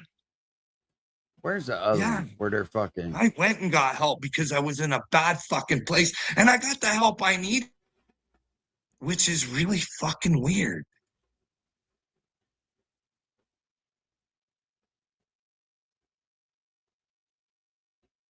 This ain't it. I got you to go outside. Dude, I was having a smoke. I go outside and smoke a lot. Anyways, you need to get off the internet every now and then. Well, I do. Every once in a while, I take a day off. Like, I watch a couple videos a day. That's it. I try and stay on, have my focus on one certain thing. And if other stuff comes up and I see it, I mention it. What do you think? The Greta Thunberg show? That's real, eh? Israel all over, eh? What do you think about the Jews? Do you hate the Jews? Oh, this is it. This is the one. Hey, bud, if I had it my way, you wouldn't even live here. This is the one. This is what I was looking for. Cops on this fucking thing. Yeah, I'm insane. I don't want to have people on the street calling the cops on this fucking thing, psycho. Yeah, I'm a psycho for wanting a better world. You guys are psychos for fucking living in your fucking filth and your stupidity. I refuse to do it. King Day, what do you mean living in filth? Hey, bud. All day. Hey, bud. If I had it my way, you wouldn't even live here. Basically, you would have fucking died years ago. Yeah, no. here. Little me don't have to Right. tell anybody your fucking kids hate you. They'll tell you theirself. What's up, potential? Pretty ominous, man. Pretty fucking straightforward. Try and stay on. Have my focus on. Pretty straight fucking forward. Yeah, they show you. Dank the brains. That pretty much means. Oh yeah, every day's a day for this Hack the clown. brains. Hack the brains. Make them so they don't give a fuck about nothing. because it's too hard to figure shit out because there's just shit coming everywhere from every direction. Nah, I don't have that one saved. They'll never Rippet. know their own power, that they have the right to say, hey, what's up here? What's going on? It's Satan in France, Donald Trump as our leader, and Mark Carney. Listen here, you little cornbag, you're not off the hook neither.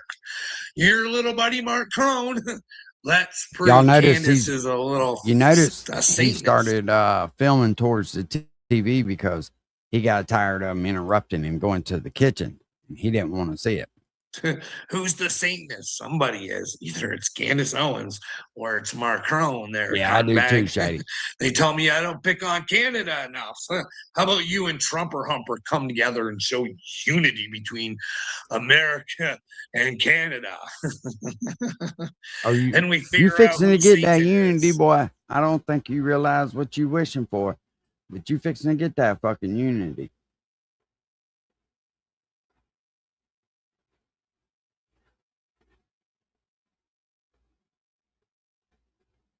I don't know. This is still my favorite one. We'll play this one before we get off here. Hate and fucking stupidity. And it is fucking everywhere. Everywhere. Everywhere. But he thinks they fucking know everything and they will destroy you if they think you're fucking wrong. They Hold won't on, think let's catch Dave real quick. Let's see what Dave. Take her Watch away, baseball Dave. all Let's see what season Dave's long. talking Catch about. the action live with YouTube TV. Terms apply. Cancel anytime. This might be more. Welcome in, everyone. I hope you guys are doing great wherever you're watching from today. I'm filming this on May We're going to 23rd. deport him All in a information straitjacket. Soon as is we up take to date over. as of May 23rd, and we have a great situation that is developing after the Ukrainians announced that they have gathered critical evidence that Russia is not only armed, but is planning to use a doomsday weapon in Ukraine. We've actually talked about this weapon a long time ago. It is one of Russia's super weapons that they developed in their modernization of their military. And now there are signs that it will be used imminently in Ukraine. A warning has been issued. On top of that, we have information about the missile, comments from Putin, more attack footage, and comments from Secretary of State Marco Rubio. Before we get into it, as always, please make sure to like and subscribe. Totally free. Cost you guys nothing at all. Huge boost to the channel. Let me know all your thoughts in the comments below. What should the world do if this weapon is used? How should the world respond? How will this war end? Let me know all your thoughts in the comments below. Hit the notification bell, all notifications on. You won't miss a thing. And then Instagram, David_Hookstead, XD Hookstead. That's where you can find me on social media. My DMs are wide open. Reach out with whatever you got. Now let's get into it. So this was shared by President Zelensky, the leader of Ukraine, today, May 23rd. It says, our intelligence report, we received data, including from American and European partners, about the Russians preparing a strike using the Orshnik. Okay. Orshnik is the name of the weapon. It is a devastating, brutal weapon. We're going to get into the details I don't know, shortly, Shady J. but that is the doomsday weapon that the Russians reported. This is supposed to be like a super fast rocket, subsonic or some shit. There's no way to like really shoot it down or anything like that. If I'm understanding it right, I may be wrong. They are arming and are preparing to launch. Zelensky further says, we are verifying this information. We see signs of preparations for a combined strike on Ukrainian territory, including Kiev using various weapons. The aforementioned medium-range weapons could be used in such a strike. It is important to consciously respond to air raids starting from this evening. Russian madness is truly boundless, so please protect your lives. Use shelters. He's got to be Second, really we draw worried attention about it. of the partners both For them to be talking about it like that, they really got to be worried about it, man. And I hate it, right? Because what the fuck do you do? What did them poor bastards do, right? The ones that can't get away from the villages and the neighborhoods and the areas where they're going to hit. I mean, in the United States and Europe, to the fact that the use of such weapons and the prolongation of this war serves as a global example for other potential I aggressors guarantee as well. you that's why the If U.S. Assembled again today quickly like that. They're probably gonna fucking tighten Russia up. Russia is allowed to destroy lives on such a scale, no agreement will restrain other similar regimes based on hatred from aggression and strikes. We count on the world's reaction and that the reaction will be not post factum, but preventative. Pressure must be put on Moscow so they do not escalate. And then last point he makes here. Third, we are preparing air defenses as much as possible and will respond entirely justly to every Russian strike. We have given permission for the parade, but there's no permission for madness. See, here's the thing, though. Ukraine just struck down towards, where the hell did they strike? You okay? Oh, okay. All right. You taking my truck down there?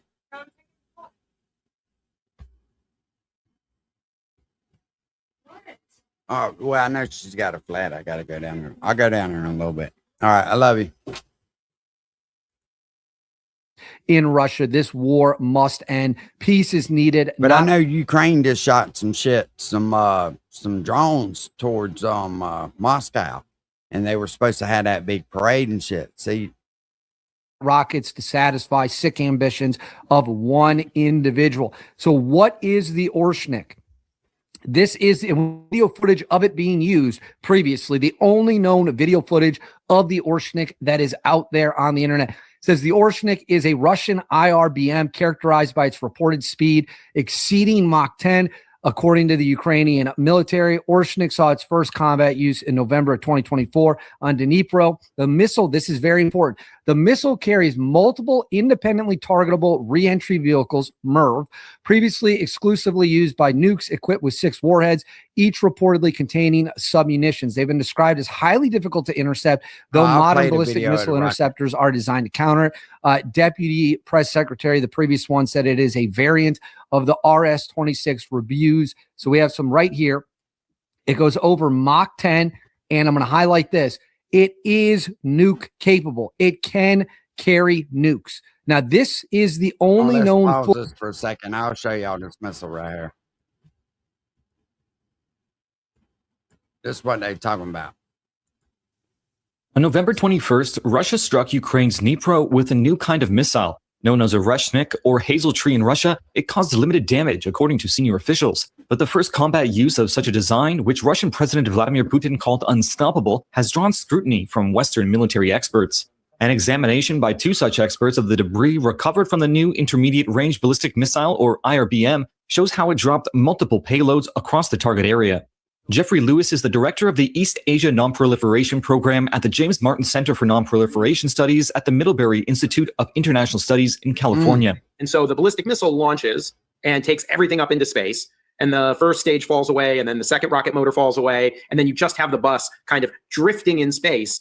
Lewis said the largest pieces of debris were part of its warhead bus. The other large section of wreckage contained guidance, fuel tanks, and other electronics, he said. The bus allows for multiple independently targetable reentry vehicles, or MIRVs, each of which carries a warhead and can hit a separate mark. As the thing space, those thrusters will fire to turn the bus so that it can drop warheads in different locations. And that's basically what we saw is the bus carried probably 6 warheads, and each of those 6 warheads carried 6 submunitions. So what you saw were 6 different sets of 6 little missiles striking the base, and they each went to slightly different places. And that's because the bus was able to maneuver and drop them in different spots. The missile was derived from the RS-26 Intermediate Range Ballistic Missile, which is capable of carrying a nuclear warhead, according to the Center for Strategic and International Studies. Lewis said the new design had most likely removed a booster stage from the RS-26, reducing its range. After the missile strike, Putin said the Oreshnik was hypersonic and could not be intercepted. But Lewis and other experts noted that all ballistic missiles of that range are hypersonic, and that some missile interceptors from Israel and the US were designed to intercept them. And again, people are making a big deal about this thing going 3.5 kilometers per second. An ICBM fired to its full range, will travel at like 7 kilometers a second. So like twice that speed. Senior Ukrainian officials told Reuters that the missile used to attack Dnipro carried no explosives and caused little damage, though Lewis said the sheer speed of reentry was enough to cause damage. In an address after the missile's launch, Putin said it was a direct response to strikes on Russia by Ukrainian forces with US and British missiles, and warned the war could be escalating toward a global conflict. Russia's defense ministry did not respond to a request for comment for this story. Lewis said Russia's use of this type of missile might be a psychological tactic more than a military one. If the weapon were inherently terrifying, he would just use it. but that's not quite enough. He's had to use it, and then he had to do a press conference, and then he had to do a second press conference to say, hey, this thing is really scary. We'll see.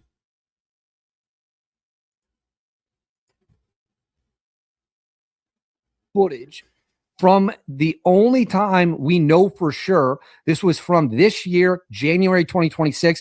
They fired them in a location in Ukraine, but did not have them armed with the nuke warheads. I don't even think had warheads at all on these. They were just doing it as a display of their power and how they can't be shot down. So what? You see those bright lights? That is the missile coming in. Look at how fast that thing is moving.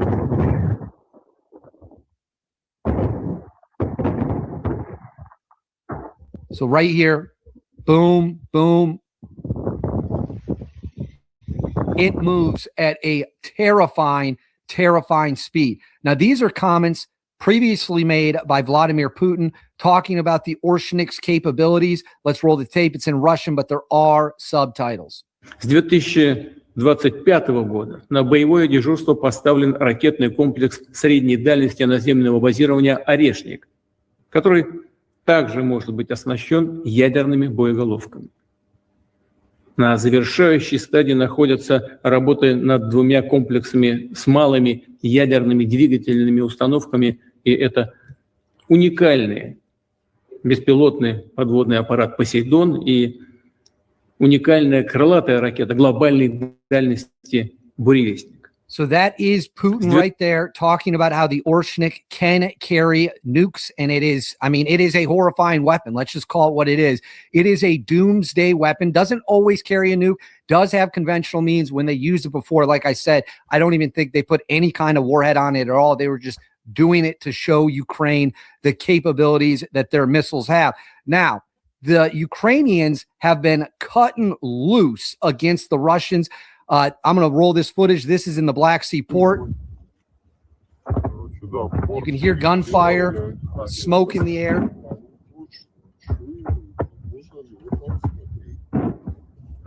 Look at that shit, man.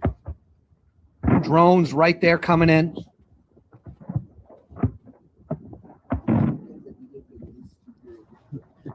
You can hear the air defenses attempting to go. Right there, more firing. And then right here, actually, give me 1 second. Yeah, right here. This is a Ukrainian FP2 attack on the Russia's Black Sea fleet hitting a Project 1239 hovercraft guided missile corvette. So they came in and smashed a guided missile corvette. That is it right there. Russia does not have many of them. It's one of their more advanced naval assets. There it is. So this is drone footage of the Ukrainian attack that took out what appear to be multiple ships. There's a missile coming up. How diabolical is that? So, and then right here, heart in the center of we the have target. more footage of the attack. Let's watch. You can hear the anti-aircraft fire. You can see it right there.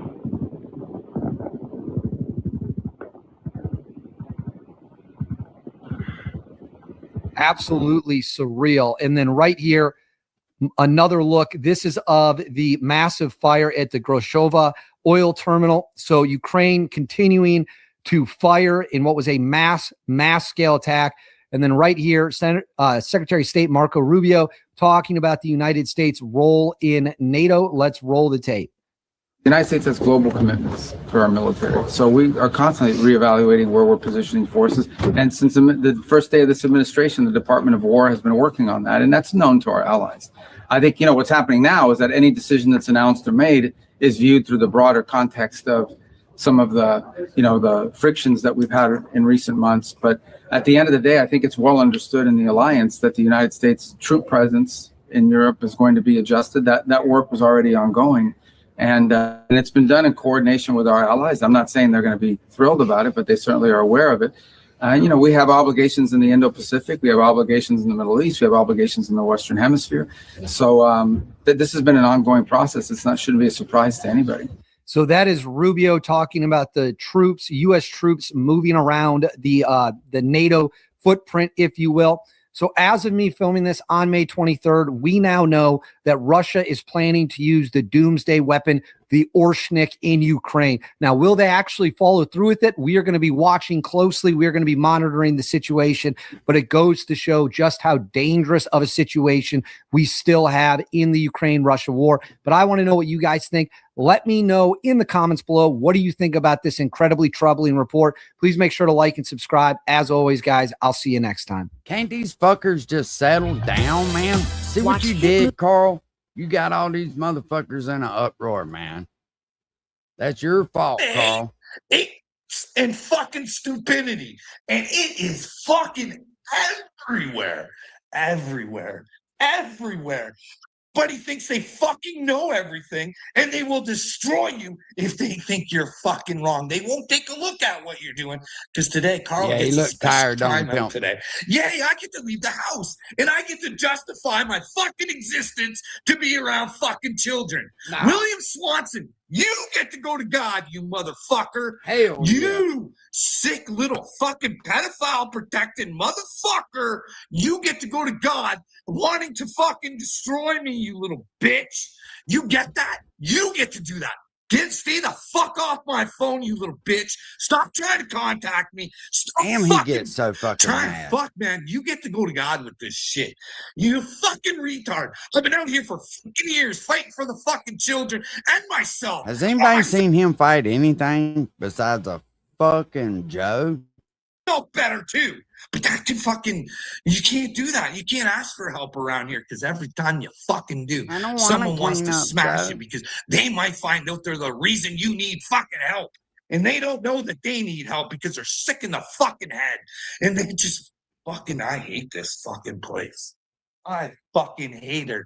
I fucking hate this fucking. See what you fucking filthy, dirty, disgusting fucking humans, you vile motherfuckers do to each other. You want to destroy me and make it so I can't be around? He was mad he had to go to that doctor's appointment with him. God damn it, Will, I gotta leave the fucking house, you motherfucking retard. Children, guess what, Swanson? You get your fucking wish, motherfucker, because I'd rather die than give up God. I'd rather die than pump fucking chemicals into myself. And this Well, is do it already. We don't believe you. You're just looking for attention. yeah, they show you dank the brains. That pretty much means Willard. Oh, he definitely needs 5150. hack the brains. They actually need to make up a new fucking code for him. Make them so they don't give a fuck about nothing, because it's too hard to figure shit out because there's just shit coming everywhere from every direction. Boy, he better be glad I didn't listen to the end of that fucking video. He'd have had a different one coming from me. Let's.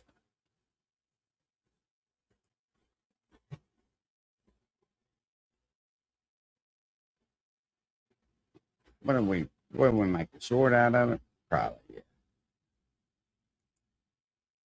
Thing I wanted to start off with just left my brain. Just left my brain. Hey, little me made a new video about me. Speaking of Epstein. Yeah, I have the balls unlike nobody else. You know what I mean? Cough him up, To say, Carl. hey, Cough him up. I may have been penetrated by Epstein. I think. But yeah, I come forward. I tell people I think I'm an Epstein victim. I tell people, can you imagine if they did do it? I'd fucking let Epstein penetrate my children too.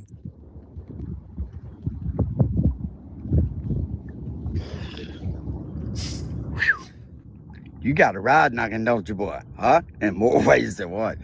Oh, Lord. Imagine not knowing if you'd been penetrated by somebody or not. Joe, take that motherfucker down to the funny farm and trade him in, man. Woo. No wonder you so pissed off he won't clean the bathroom. That's somebody's just shitting all over the place in there. Oh, fuck. Oh, shit. You got to defect the model. There's got to be some type of warranty on that bitch. Hey, woo, trade him in, baby. Trade him in. That one there, he leaks. He leaks a little. thing I want. That motherfucker shot the fuck out, man. Hey, I got. I like to listen to Carl while I'm out there fishing, man. I swear I do. I be laughing my ass off. He's so fucking dumb. I got questions, man. Hey, I'm out here trying to fish. Fish ain't bad. I'm listening to this goofy motherfucker on thing. What? What'd you say? I'm fucking terrible to my father-in-law. For some reason, you think I have a personal responsibility to him. I don't know. I don't remember marrying him. Am I good to him? I'm very good to him. Actually, I just had to go pick him up off the fucking floor. Damn, Carl. If you really have to know, really don't think that it's my responsibility because I didn't marry him, and I don't like looking at another man's dick all the time. Hey, Carl, why was that necessary to tell everybody that? You're so ready to be the victim, man, that you just say shit. And I don't know if it's that you don't think about it or if you just looking at other man's dick is just normal. But like you say some really weird shit sometimes, man. Hey, I'm glad you like it.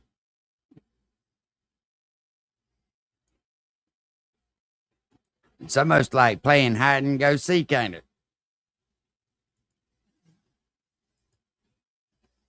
Yeah, they show you dank the brains. That pretty much means hack the brains.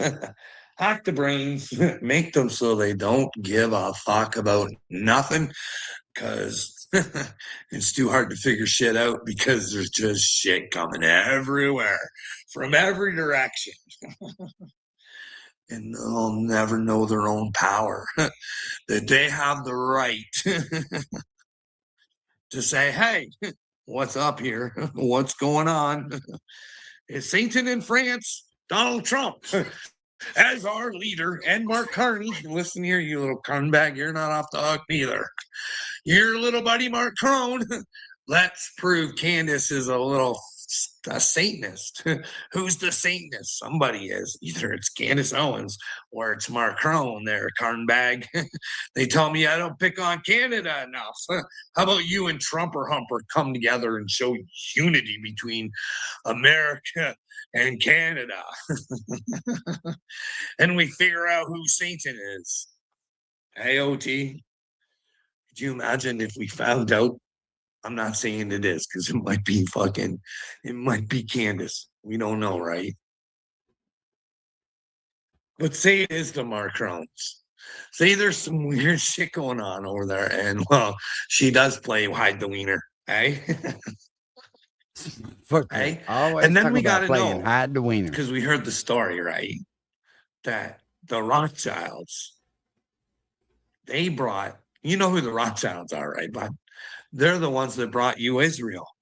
They're the ones that, the humanitarians that brought the Jews back to their homeland. Those guys, they rip it.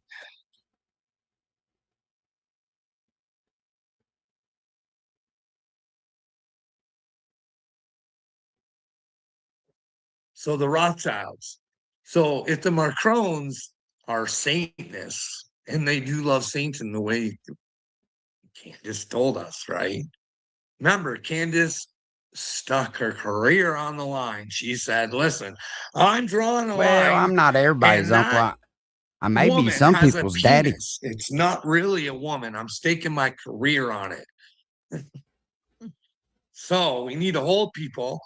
We can't have people like Greg Locke just running around saying people are pedophiles, right? We can't. Like Hunter Biden was even saying, hey, people were saying there was images of me with young children, and that just wasn't the case on that laptop. There was a lot of sick shit, but not that. They had people thinking that, though. But then again, I'm going to tell you guys something. Rip it. In a world of common sense, okay? No meth heads allowed, homie. They hid information from the whole nation 52 FBI agents, bud. Probably not working for the people, okay? Signed was off on already that thinking it too, laptop wasn't saying you, it was Josh? Russian disinformation. I believe so. So when you He's a put weird your little meth word head, to man. something, you should be held to it. I mean, how does a man not Those pay a lady people back cause $100 I mean, come on, man. You've had 3 fucking years. treason to their country. They had loyalty to their government. And he's And got if they about have $1 loyalty million to in your one government fucking. and not the people, they should have to walk around with at least dunce caps on for the rest of their lives or something. You know what I mean? Or a t-shirt that says, Yeah, I tried to. It was fucking boring, Zach. I watched that shit. I was expecting her kind of spat with him. She's trying to get back in over on that side over there. I'm going to tell you, after I watched that podcast and they showed where she knew that she was lying about certain things, I was like, yeah, that's a wrap, man. To fuck my people over. Especially when you I signed purposely off trying on to the mislead laptop. people. But could you imagine if the Rothschilds, like, we'll get back to the Rothschilds. Yeah, it if was they were very satanic. boring, man. Candace, she's a Catholic, It right? was a waste of an interview, if you ask me. Do you think the Pope should give the Rothschilds the finger? Do they think the Pope would stand there? Because, well, he benefits. They're in business together, okay?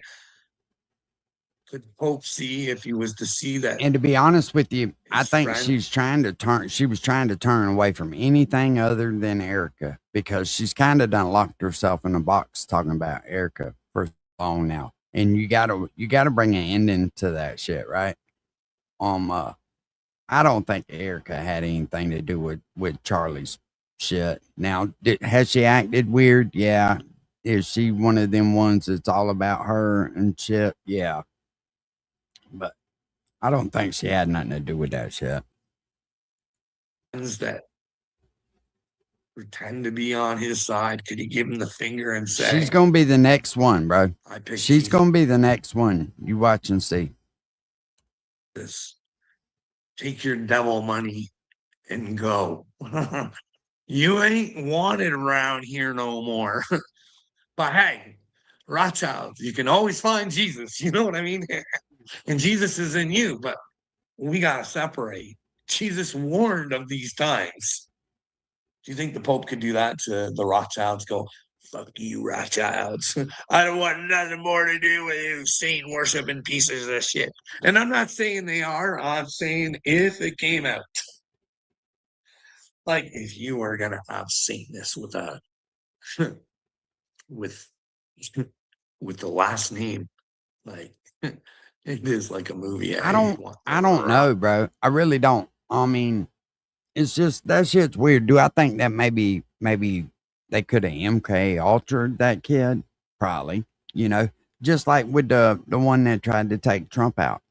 I mean, they tried to lie and say that there wasn't no fucking internet background and shit. Kind of find out that there was, and they could have just been doing that for investigation purposes. We don't know, but they'll damn sure spin that shit. You know what I mean? They try to rev everybody up, and that's one thing I can't stand, is to be fucking somebody try to manipulate the way I think about things. Once I figured that out about somebody, it's a wrap. It's over. The Rothschilds. That just sounds scary, eh? The Rothschilds. This motherfucker foaming at the More like the mouth, man. Rothschilds, eh? They got to find out that money don't mean. Carl, have you ever like took the medicine for fucking more than a week, bro?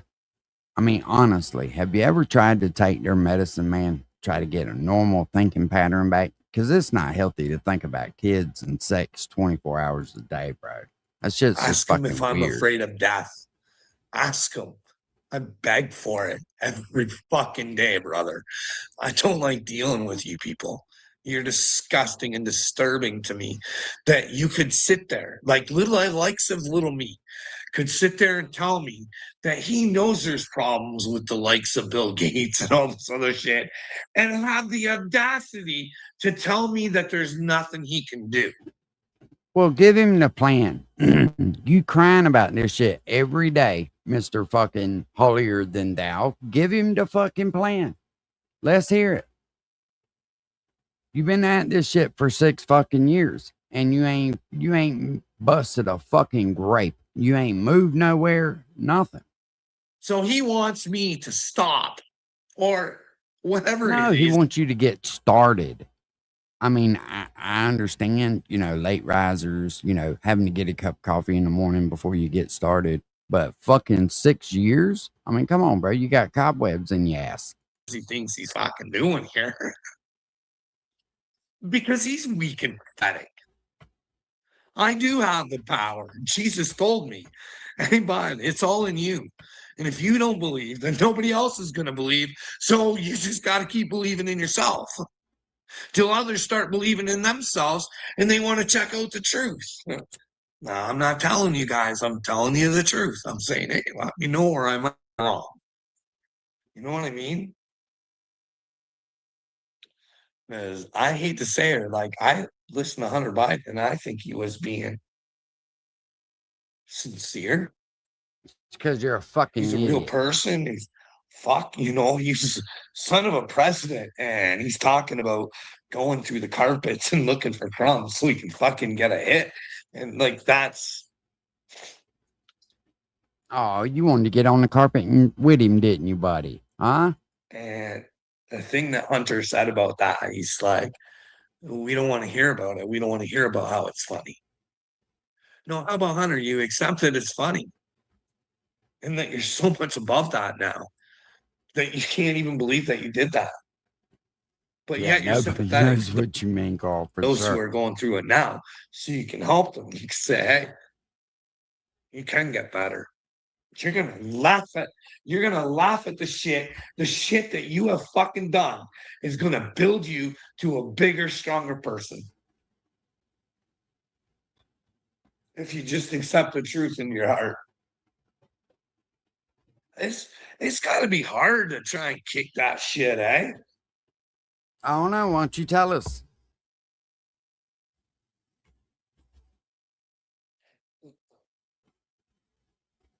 Look at how much of the world is on that shit.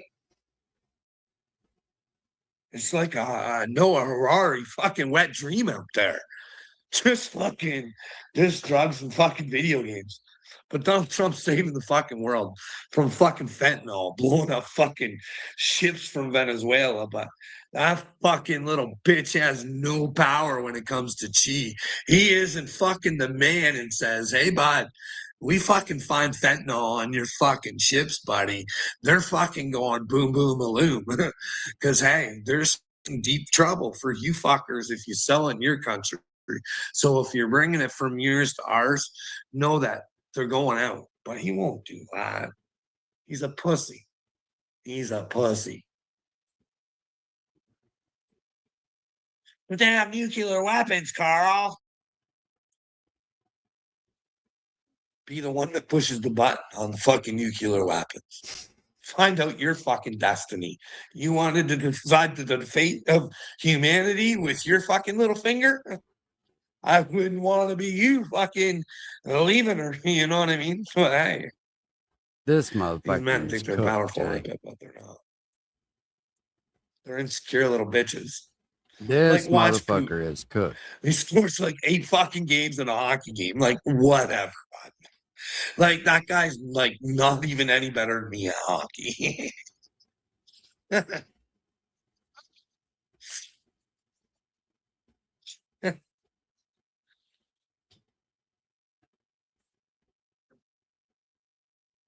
Bye.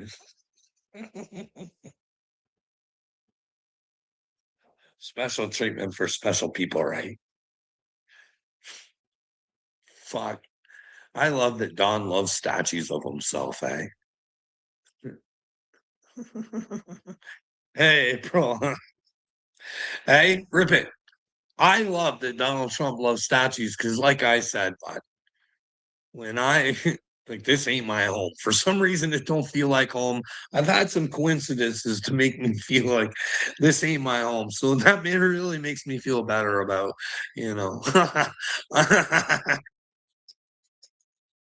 not afraid of dying. You know what I mean? Hey, But you sure enough what's the afraid of worst fucking thing that could living, happen ain't to you? me, Rip It? I'm only trying to get the truth, and that's what Jesus wanted, and that's what God wanted. And if I'm wrong, and there's no creator, and this just all came from nothing, I'll just go back to nothing, and I'll never know nothing happened. You know what I mean? No harm, no foul, but if you're playing on the wrong side of the street, what happens when we die? I don't know. Is there hell? Is there a second death? You know what I mean? Those who just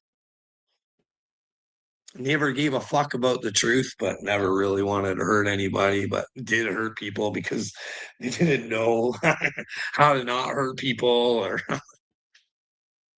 I don't. What do you think happens when we die? Like, if this was the end times and you had all the atheists in one section, what do you think God would say to them? I Avoid don't know. Carl. I That's don't what he know. would say. I just have creative thoughts and just think, hey, what if? He'd probably say, those atheists of you who thought there'd be no repercussions for your actions, well, guess what? Now that I'm here, what do you think? Or maybe he'd say that to part of them. And then he'd say, hey, good news for some of you, though. Those of you who knew to fucking live in the truth, thought what all these religions was teaching you was fucking stupid. Yeah, but you I still agree lived with by you the there, truth 88. and you stood up for the right things. Guess what? We got a great His surprise for you. mood swings You are lived in fucking Christ more wild. than most Christians did. You think that's a His possibility? Who knows, inability eh? to take responsibility for Like the I things said, he Rip It, does I'm and into says that and native shit stuff. You know what I mean? is another wild one. The Lakota and the Dene. Who knows? Is the Hopi prophecy real? Is the Red Kachina the Mashiach?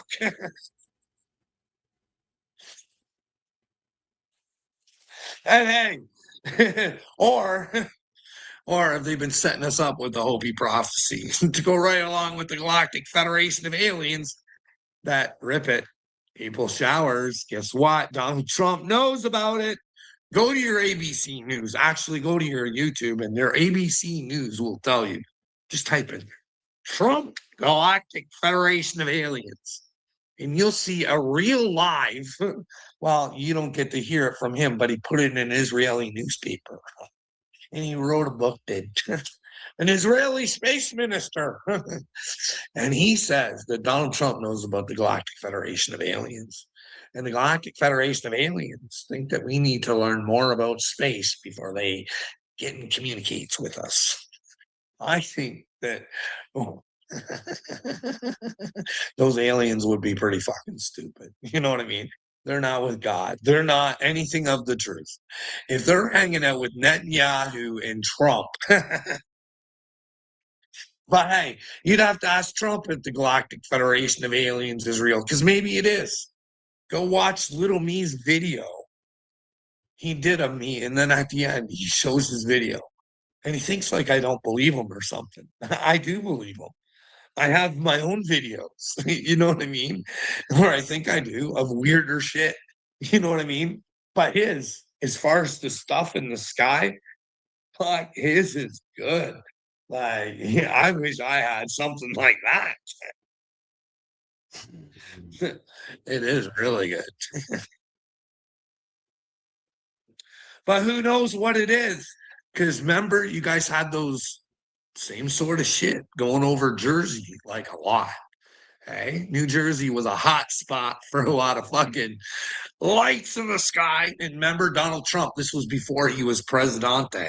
And he was like, if I was president, I tell you guys what that stuff is. Yeah, I'm going to be so transparent. And lo and behold, he got in and he told you guys what it was. Do you guys remember what it was? It wasn't the Iranian fucking mothership that fucking one of your fucking congressmen went on Fox News and told the world that he had it on high authority that it was an Iranian mothership and it was letting drones out all over the place. Like, this was on Fox News. This was one of the people that fucking represent you. What a fucking monkey. Because Donald Trump never told you guys what it was. He told you who it was. He just said, it's us. Don't worry about it. It's all good. Trust us, bro. And if you want to know, we're more transparent than they are. We told you it's us. They wouldn't tell you anything. They actually, you guys know they were telling you guys the Pentagon fucking had a meeting. What's up, Slayback? A meteor strum, and they're like, yeah, the locals are taking care of this. Oh, yeah, strange lights in the sky. Yeah, we got the locals getting into that. That was the Biden administration, you know what I mean?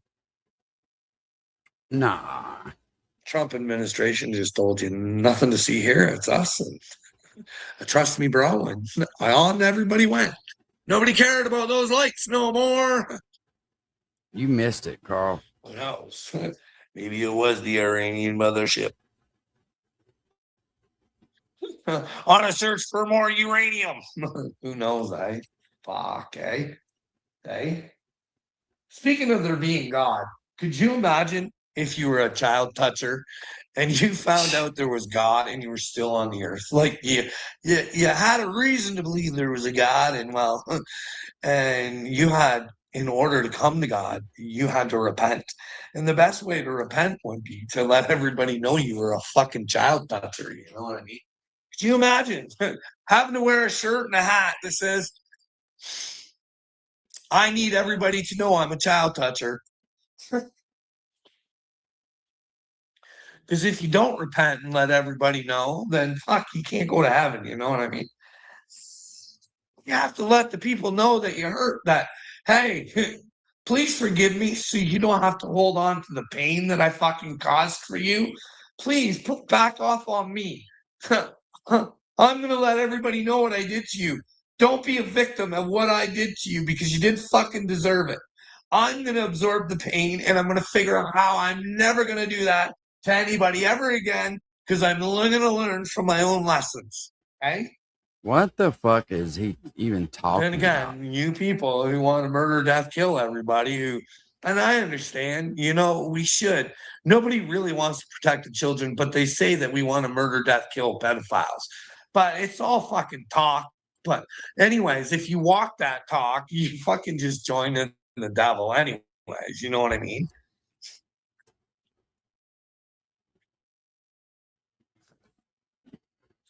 But you'd have to go back to your commandments to fucking learn that. But hey, what else do we got going on? It's a dictatorship. Well, I think that the United States is under a dictatorship or a conqueror, whatever the fuck you want to call it. Okay, he took over the Gulf of Mexico. Well, no big deal, right? Venezuela, now Cuba. He's already said and threatened and told that, hey, we will invade Greenland if we have to, because I can't lease. I need full. Thank you.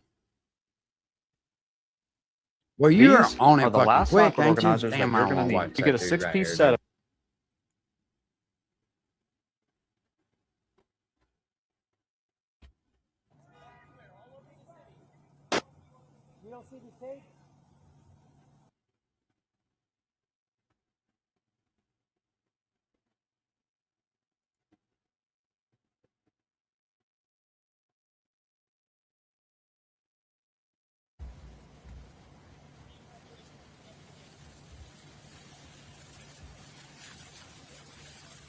So I guess there's been a shooting outside the White House.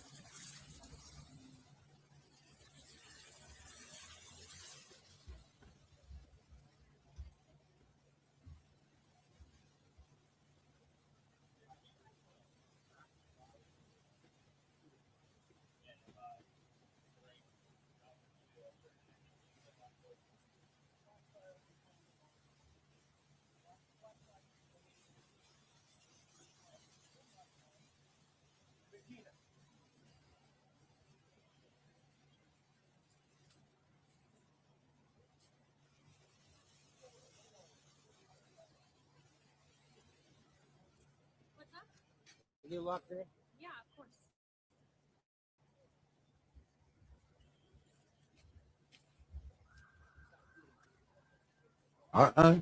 Something fucking going on.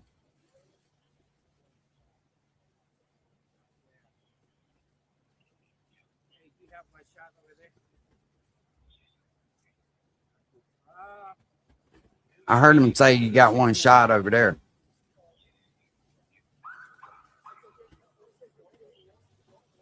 Yeah, okay. She gonna go live too? All right, cool. All right, thanks. Hey, Regina, do you have the IFB with you? Regina, do you have it?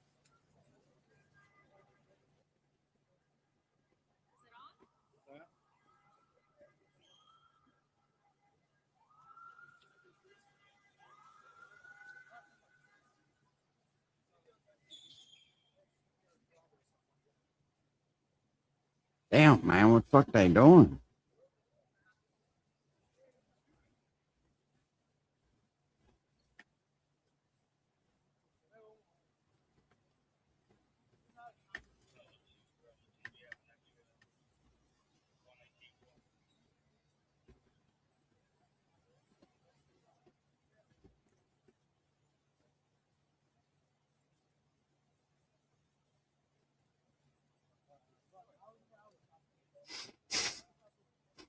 Oh, shit.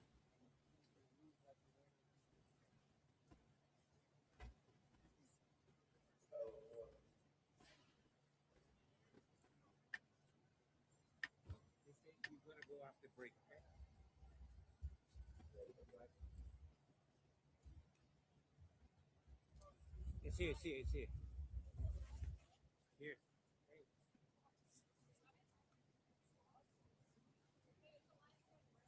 Did they really, pimp? I started this over because I wanted to see what was going on.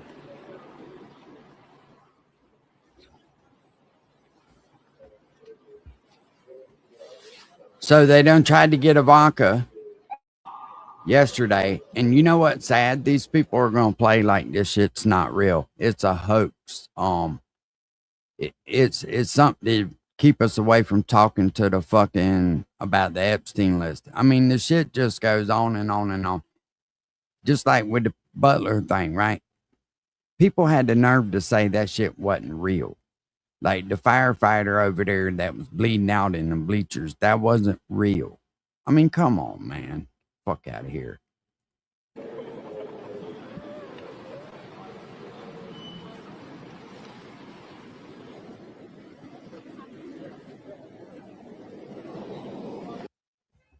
Trying to see if they're doing any kind of reporting on it.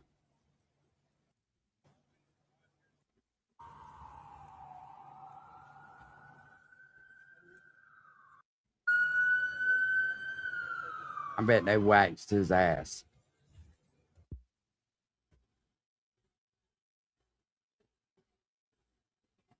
My mic's on. I don't see you. Now it is. Oh, yeah, no doubt, ADA. It's definitely a real thing. This real life, man. Sorry, I'm like writing. Hey, look at it this way. It's raining. They won't have to, it'll clean it up afterwards. Nobody have to. Hey, Sydney, I'm going to remain off camera here because, as you can see, there are the fire department here, fire trucks that are moving, as well as other law enforcement vehicles. So I don't want to be in the way, but I'm just going to describe the scene to you right now. We are seeing a lot of law enforcement here on Pennsylvania Avenue.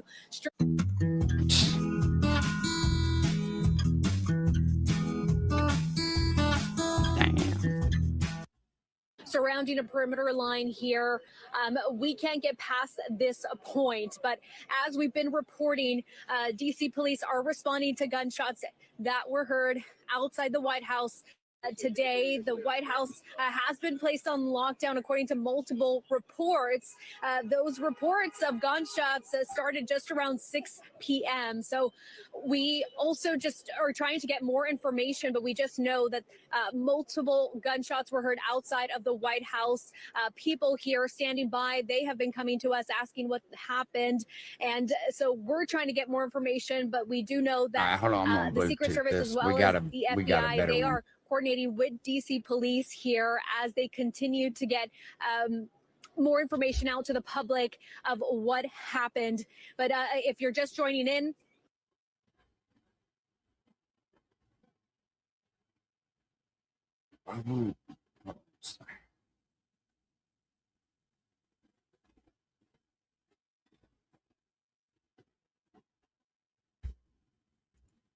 we do know that police are responding to these gunshots. They responded to the gunshots near the White House. It has been placed on lockdown. We do know that also correspondents as well as the press pool, they were inside the White House and they were placed on lockdown. We're trying to, again, get more information and more confirmation. As soon as we do, we'll be sure to share it with you. But for now, Sydney, I'm going to send it back to you. I'll send it back after this commercial break.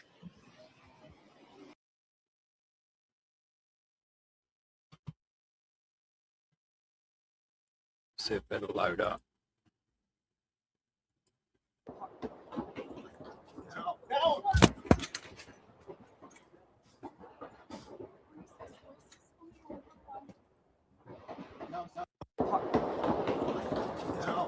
That dude's just walking like.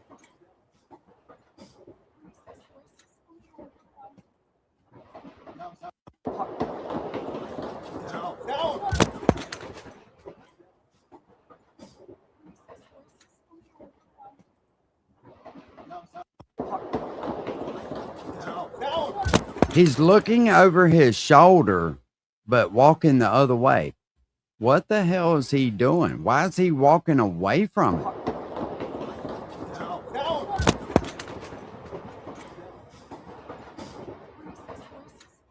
That's not a good look, man.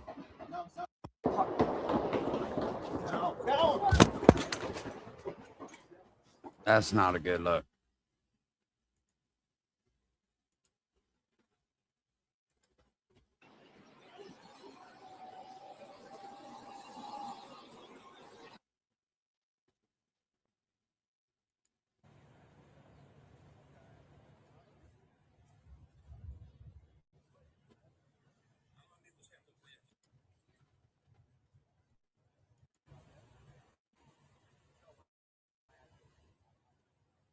Seeing all that gaslighting, that's what does that shit. These people need to chill the fuck out a little bit, man. But you start convincing people they ain't got nothing to live for, this is what they do. Social media has screwed people's minds up, dude. And this I don't get it, folks. I really don't. Throw your whole life away over something that you can't change anyway. What they think they're going to do if they take the president out? Do you think that it's going to save the country from the position it's in right now? No, it's going to make it worse.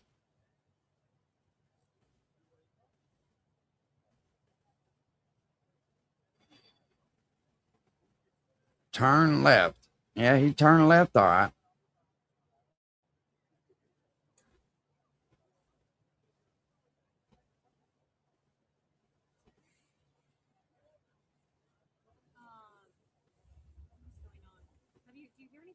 I hear. You don't? Huh? I don't hear anything.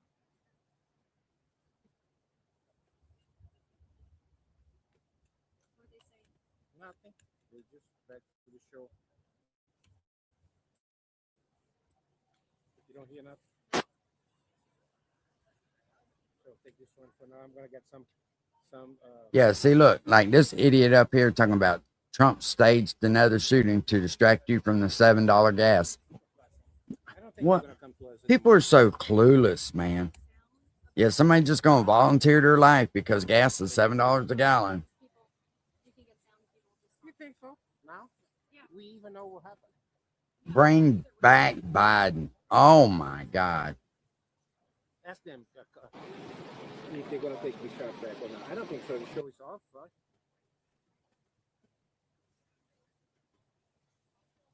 Ask if we can get some MOS.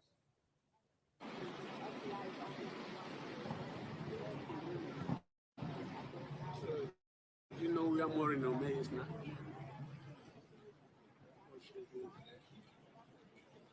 Making the 3 shots with a.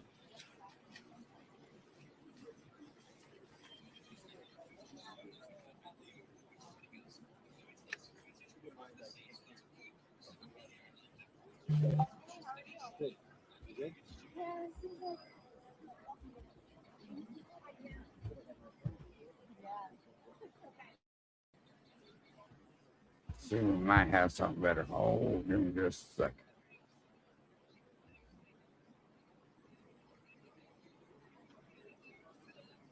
Well, you can't get that close anymore, Chad. When I was at the White House, you could walk right up to it. That was a long time ago. And I remember thinking then, one day you're not going to be able to get up here like this. And my mom's like, what? And I told her that. I was like, one day you're not going to be able to get up here like this. And sure enough, you can't even get up here.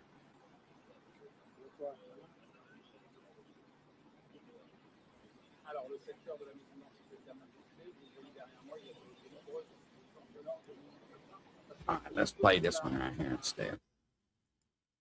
Dozens of gunshots near the White House a short time ago. Julia Benbrook is now inside in the press briefing room. Julia, bring us up to speed what you heard and what you know. Yeah, I'm here with other White House reporters, photographers. We are now in the briefing room. This is where Secret Service rushed us to after we heard what appeared to be dozens of gunshots. And I want to paint the picture for you a little bit. We're here in the briefing room, and then you can kind of see out the window. Secret Service is currently working the north lawn there to make sure everything is okay. But that's where I sure did, Chad. I stood outside that window right there, and there was a dude in there playing solitaire on a computer. That was right when computers were starting to come out. And I told my mom, I said, one day you won't be able to walk up here like that. And she's like, what? I was like, yeah, the way everything's going, one day you won't be able to walk up to the White House anymore. we do live shots is those green tints out there. And I was just speaking to you from out there just before this happened. And then reporters were rushed into the briefing room after, again, what appeared to be dozens of gunshots. Now, we have reached out to Secret Service and the White House for more information. This is all still unfolding. It is really unclear right now if anyone was injured. These gunshots, though, to be clear, appeared outside of the grounds closer to the EEOB building, which is on the west side of the White House. So while we could hear them, we're not exactly sure where these took place. Again, if anyone was injured, we are waiting on more information. But just the visual of all these reporters running in here, this happening just about a month after the White House Correspondents' Dinner, where a lot of this same group was on the ground in a situation where there was a shooter there as well. A scary moment. And we are looking for more information, trying to understand.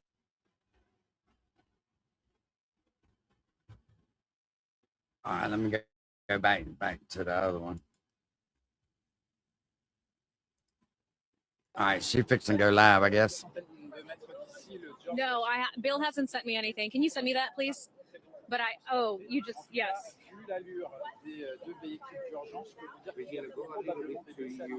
Right. Yeah. Then I can see. In case you mention, I can zoom in down there. Okay. Alors, il faut bien comprendre que, a priori, ça s'est passé à l'angle de la 17e rue et de Pennsylvania. Man, it's sad, dude. Sad times we're living in.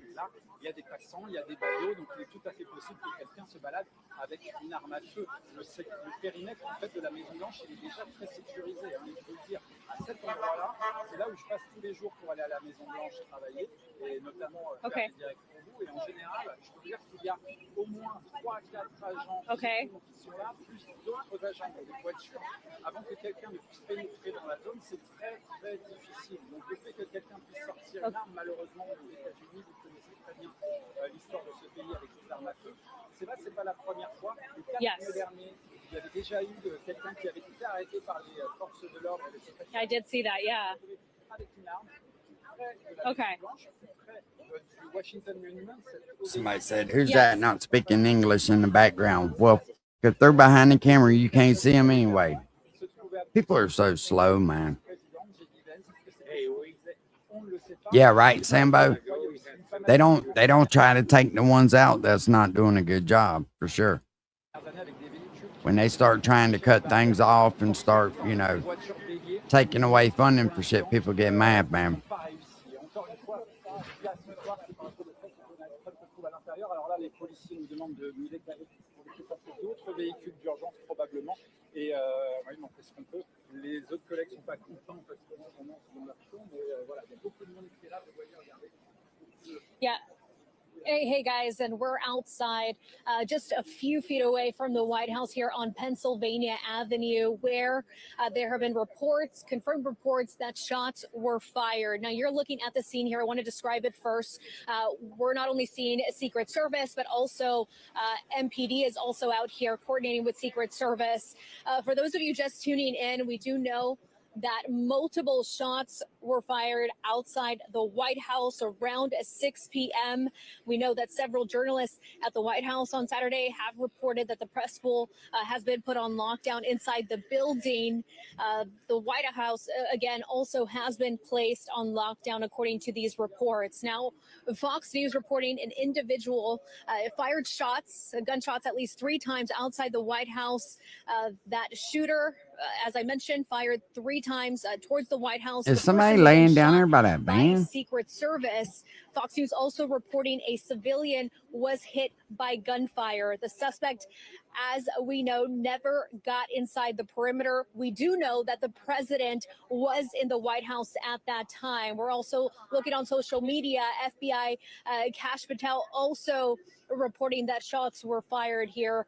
No immediate injuries at the moment. We're not getting we're getting very limited information at this time, and this is really as far as we can go. They've sort of set up a perimeter line here. We're also seeing other members of the media here, but really here on Pennsylvania Avenue, as well as just between 17th, 18th, and 16th Street, those areas are blocked off with a very large law enforcement presence as they continue to investigate this.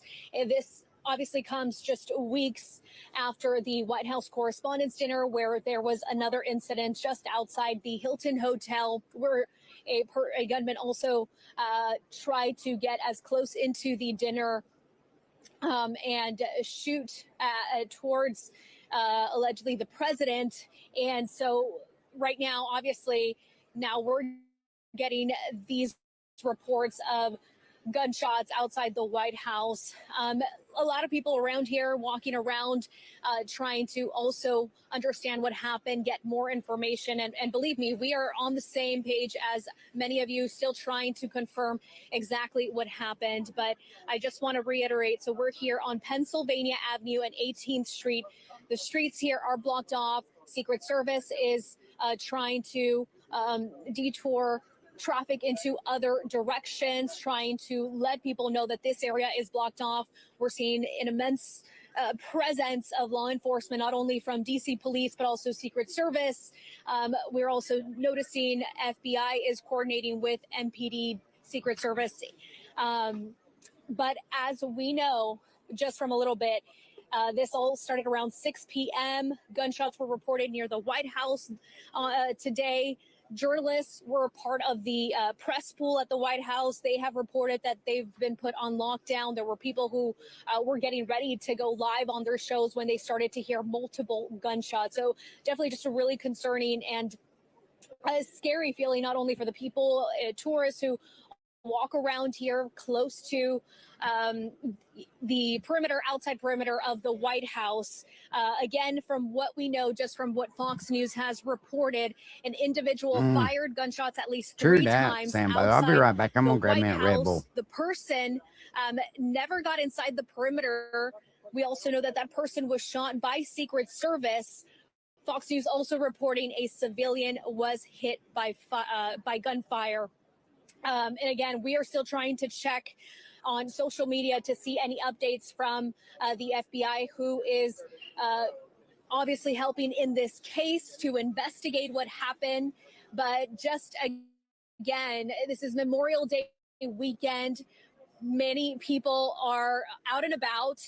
Even with the rain, they're trying to explore DC. This is an area where we see a lot of tourists, so we really don't know the amount of people who were near where those gunshots were fired, but we do know that there were multiple gunshots fired just outside of the White House. As soon as we get more information, if we're able to talk to any law enforcement, any official out here, we'll be sure to share with you the latest information. But as of right now, this is really what the scene looks like on Pennsylvania Avenue. Sydney, I'm going to send it back to you.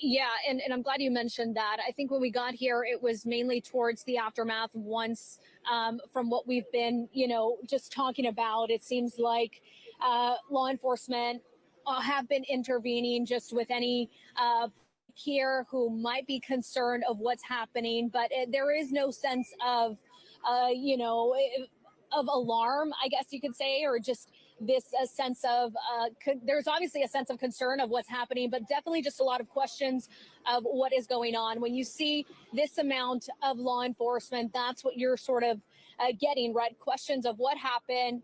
Is the situation under control? And I can tell you just from law enforcement being here, this is a good sign that we have Secret Service here on standby. We have DC police as well and FBI. So that I can tell you, although we're getting very limited information of what exactly unfolded as far as those gunshots and that shooter who fired multiple gunshots, but just getting really reaction from people in this area. It's more of what happened, what's going on.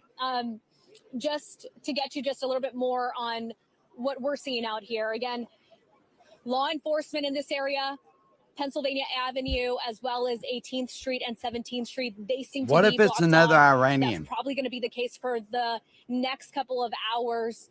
But as I was mentioning, all right, here we go. Look at that focus. Well, he saw the streak adjusted. That is perfect execution right there. Listen, Tony, that's all about patience and preparation paying off. It's easier to play when you've got a plan. and so I don't know. We still don't know who were the people there at that time when gunshots were heard in the area. But I can tell you, if there were people nearby, there was definitely a concern and an alarm and just a scary scene. And just to hear that for anybody, it is very scary. So we still have no indication yet of who was there other than from what Fox News has reported.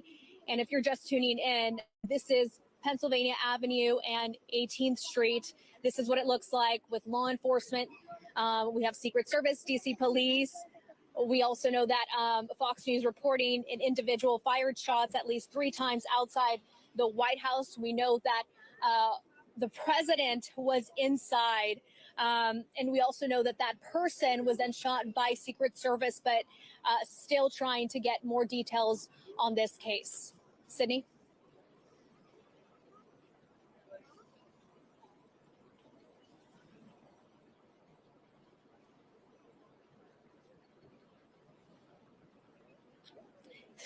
No problem. That's what I was trying to tell you about the ambulance who left with someone.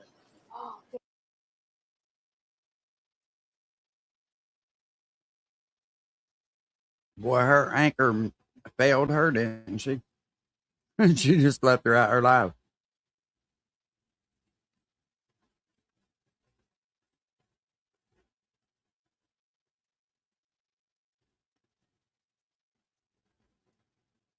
You know what? Though, as I'm sitting here thinking, who knew Trump was going back to the White House today? Because he was gone. From what I understand, he was gone.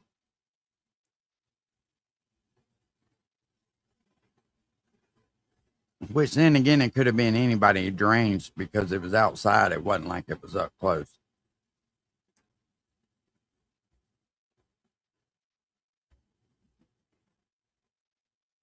They're going to end up getting him sooner or later.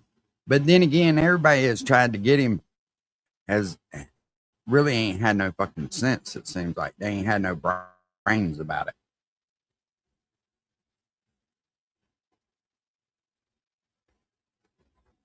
They just trying Hail Marys. Well, Mama. Oh, Mama threw together a hell of a steak. I hate to be eating with y'all in here, but a woman brings you a steak and mashed potatoes and stuff. You don't turn it down. This shit's off the chain. But I knew something in the White House. Yeah. We didn't understand that something. You don't go out by car very often now. Yeah. Most of by helicopter. Yeah. You know, Do you guys mind if we ask you a couple questions just in terms of Yeah, mainly just, you know, I know you guys were trying to see the White House and then you kind of bump into this type of scene. In the you know, the memory, how do you call it? The memorial, big building there, Washington Memorial, and we saw tons of cars, of police cars, just running, and also couple of ambulance just everywhere, going from there. And then we started walking back to our hotel and we saw they closed all the streets from 3 I bet they let that away. dude sit there and bleed. They didn't tell us what happened. They just said, please keep walking. And we came here and we saw everyone, so we understand something happened, but there was a lot of policemen. Yeah, I know. And Mom, you're seeing obviously all the policemen. You guys were hoping to visit the White House. You guys are here on vacation for Memorial Day weekend. What's going through your mind? It was scary. I didn't understand what happened, and then I understand that it was shooting, and they closed the White House. It's very scary. I know. I hope I'm so everything is sorry okay. Yeah. But it's an interesting story to tell. So I just Young said, I got an interesting story to tell.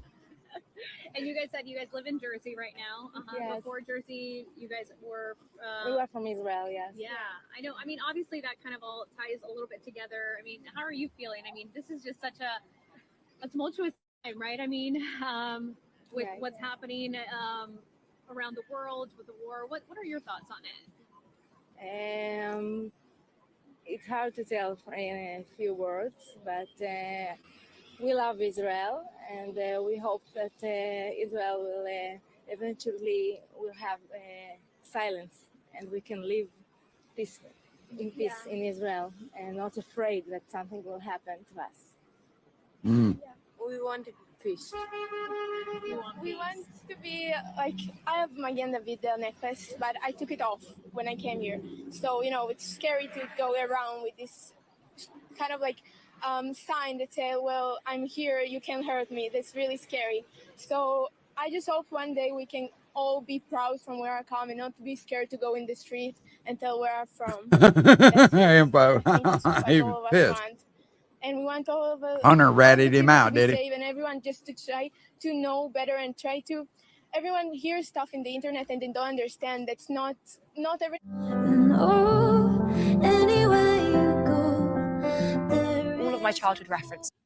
And everything. And I hope everything is okay there and everybody is okay here She's too. a very smart girl. How old are you? I'm 16. 16. What is your name? Amit. How do you spell that?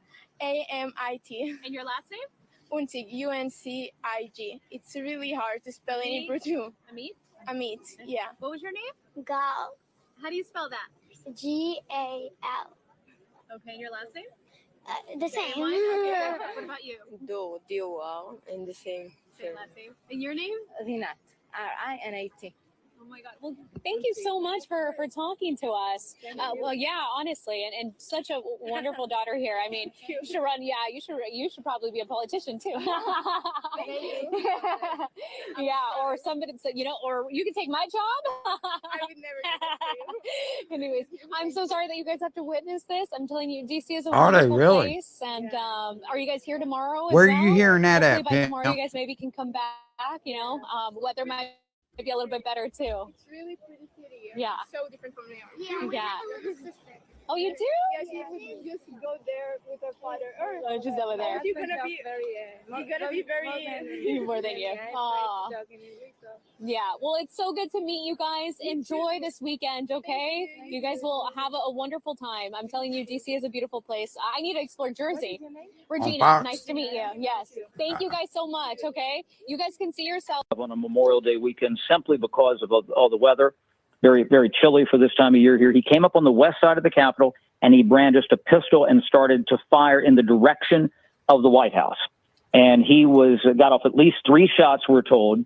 And the United States Secret Service returned fire, took him down, and there was a civilian somewhere on the street who was struck by this gunfire. We don't know by whose gunfire right now. But again, to emphasize here, he never got in the general perimeter inside the White House. And when you're looking at the orientation here, you can see, and there's this ambulance in the video going by here. The Eisenhower Executive Office building is just up the street from that. So this happened kind of down, I would estimate, from the southwest corner of where that was at this stage. Hey, Chad. Let me go to Fox and Friends. Let me go to Fox.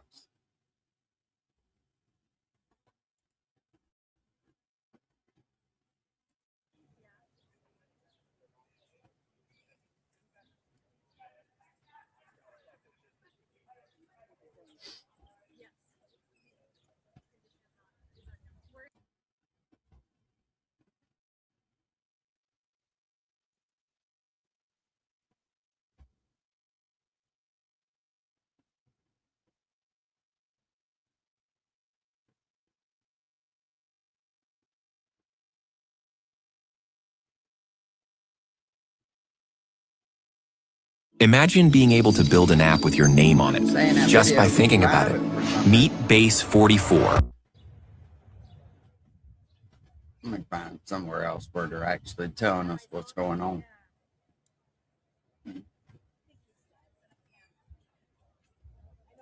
Channel 44. Hell, you're getting better news than I am.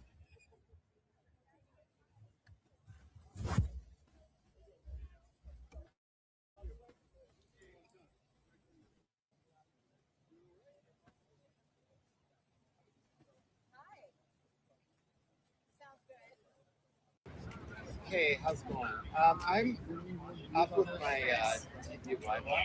Oh, never. Or I'm trying to get up. What receiver should I? Hey, are you on the phone? I just live.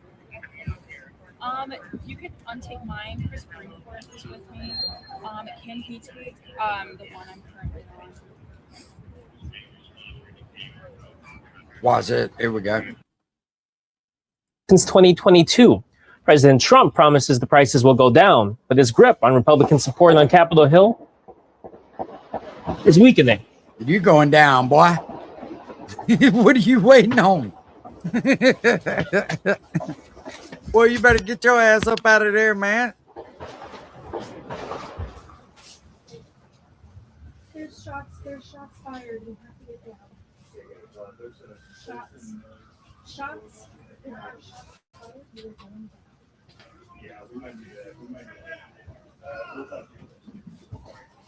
Go down.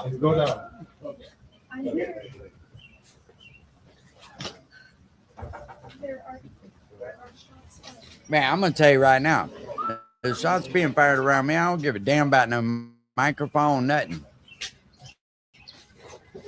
They're gonna have to forgive me.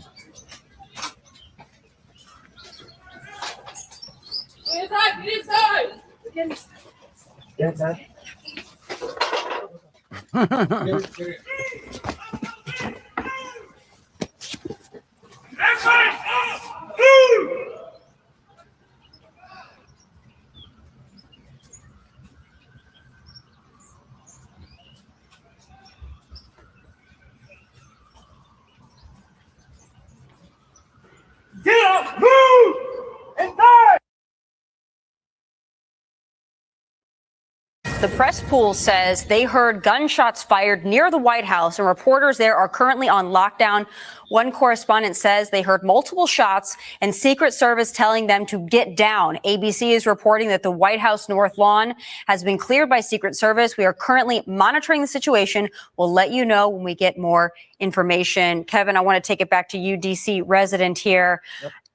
It feels like these things just keep happening. Yeah, and especially when you consider how close to a major thoroughfare the White House is. If you go down 17th, which is just on the other side of the Eisenhower Executive Office building, there's tons of traffic over there. You could easily hear gunshots, and it's also accessible. You can walk up and down the promenade right along Pennsylvania, so unless it's blocked off, sometimes they block it off. But things like this do happen. The electromagnetic locks engage immediately. When they say you are locked in that building. You can pull, push, you cannot get out.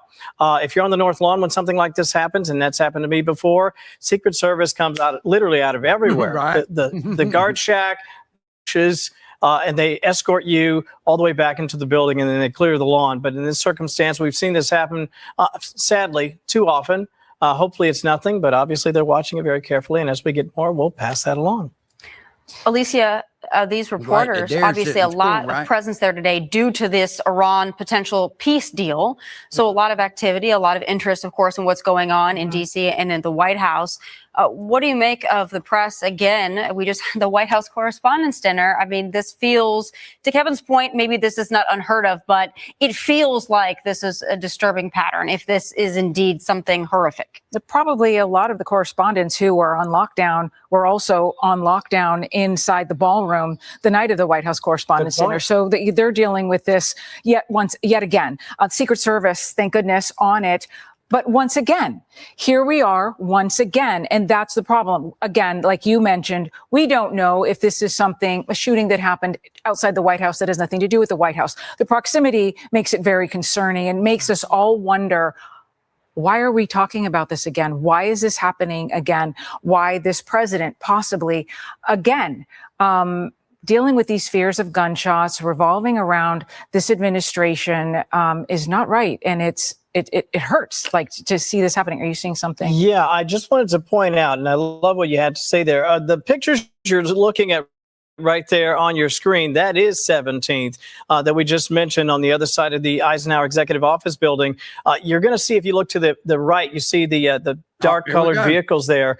Secret Service, they typically collect there. Usually there's between 6 and 8 Secret Service vehicles right there as you have an opportunity to walk down Pennsylvania Avenue. I'm looking carefully to see if there's any movement north, because as you go north, there's actually a pretty large building set aside just for Secret Service and other security officials. So as we take a look there, as we're watching now an ambulance come down, that's obviously concerning. And we're looking for more information as we get it. Of course, we'll keep passing that along. Tommy and Alicia, what did you have to add? Well, we haven't heard of any injuries just yet, but we're continuing to check to see if we're getting any new confirmation on what this could have been. Yeah, you mentioned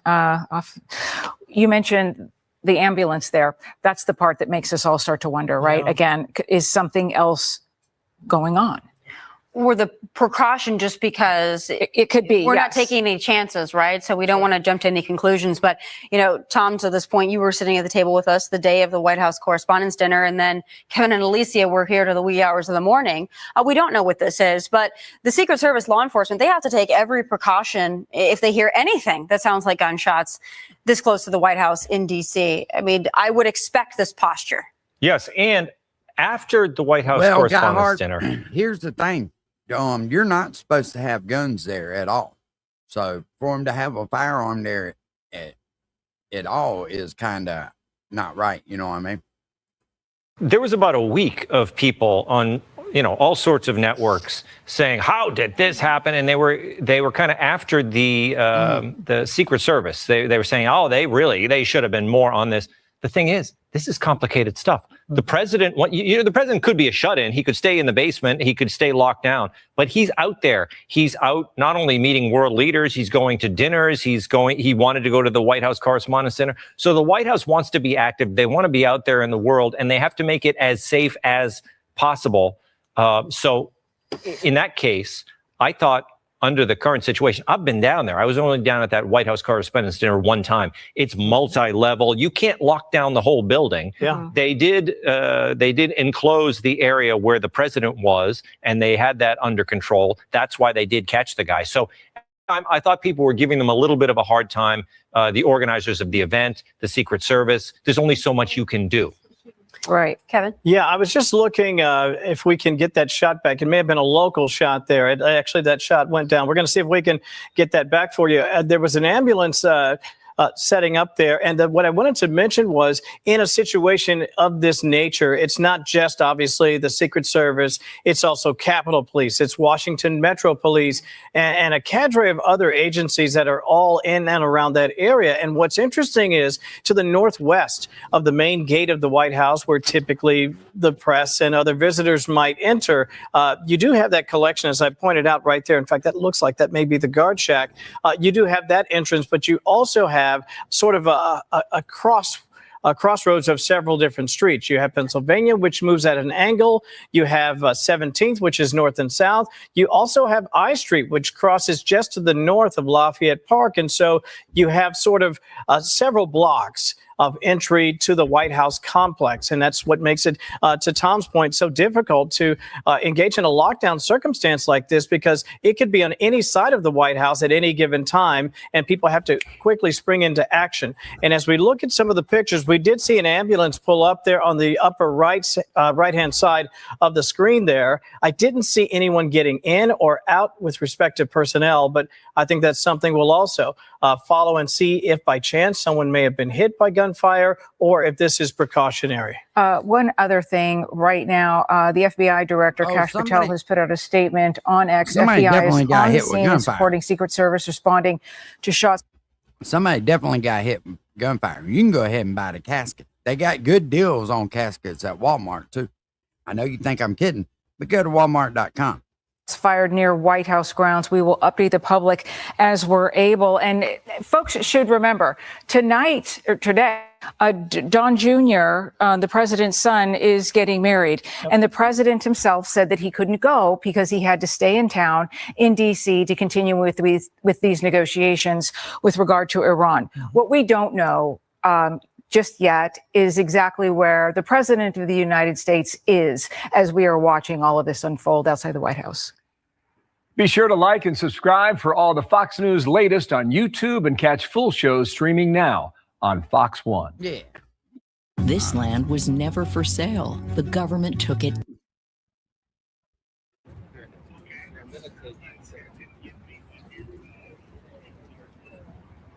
It's NN. Damn right.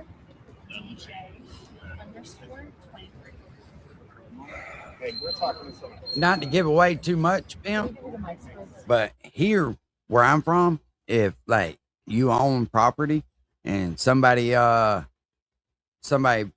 know has a burial plot on your property, tax free. For real. From there on out, it's tax free. I told Mama, I said, when I die, just put me over there by that live oak tree over yonder. We'll be just fine. Then when you die, you can come over there and fuck with me. You know what I mean? Come over and give me hell. Hold on, sorry about that. As Carl said, I'm on the list. Hey, you're on the phone with Chris Rayford. He's on the phone with someone else. He's on the way. Hell yeah. Hell yeah, Dim. Why not? Why not? I just told her, I was like, what you do is you write something friendly on the tombstone. That way people don't get creeped out about it. You know what I mean? Happy Memorial Day to you. Somebody's having a memorial right now. Hey, Blue Eyes.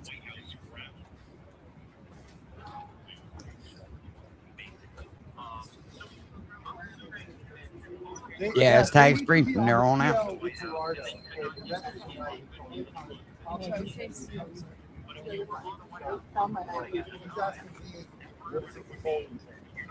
That's better. That's better than Oh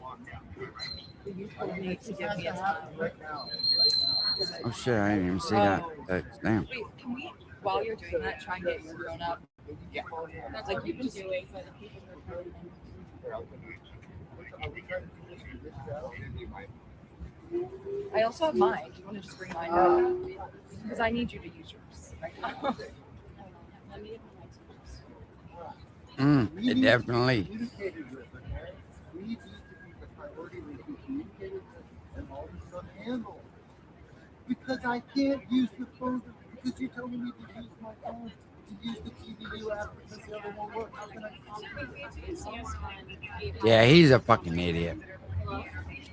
Somebody, whoever the producer, one person needs to communicate with everything you need. Bro, it won't be long. They'll be 3D printing that shit up for you. It's crazy what Walmart sells, man. Are they trying to talk to you? I don't know, man. You gotta have a conversation. 1, 2, oh, 1, 2, 3, 1, 2, 3. Then have the PL, have them call the PL, have them call Florida.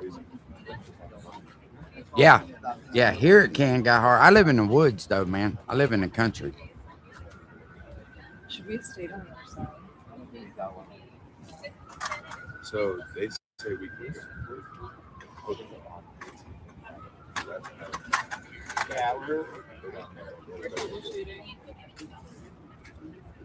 They must still be cold up there.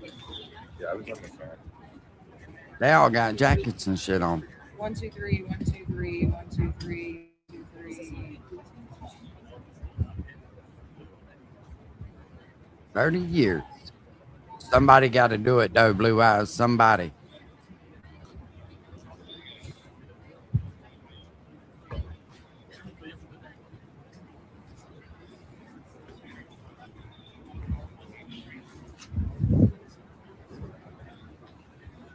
Yeah, that's what Mama said, too. Like, well, at least it'll stay in the family that way, you know, because nobody else ain't going to want it. 1, 2, 3, 1, 2, 3, 1, 2, 3, 4, 5, 6, 7, 8, 9, 10, 1, 2, 3, 1, 2, 3, 1, 2, 3, 1, 2, 3. I'm on 6. 1, 2, 3, 1, 2, 3, 1, 2, 3, 1, 2, 3. That man horn was loud as shit, wasn't it?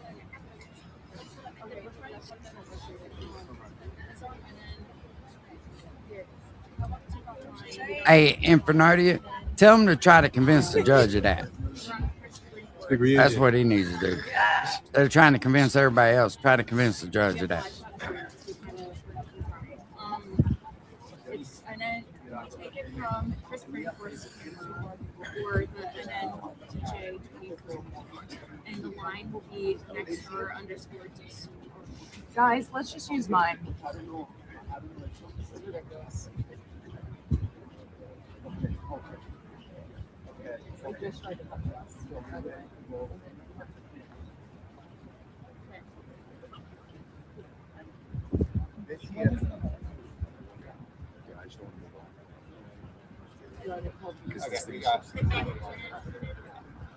Are you sure it's coming from? What? 1, 2, 3, 1, 2, 3, 1, 2, 3, 1, 2, 3.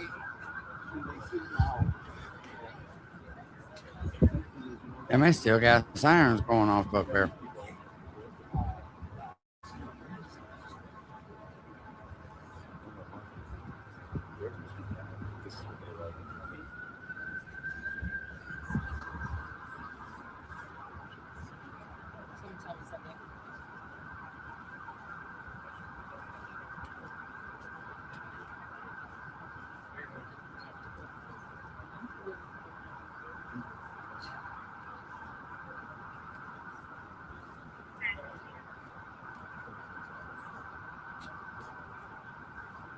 Hey, it's Chris.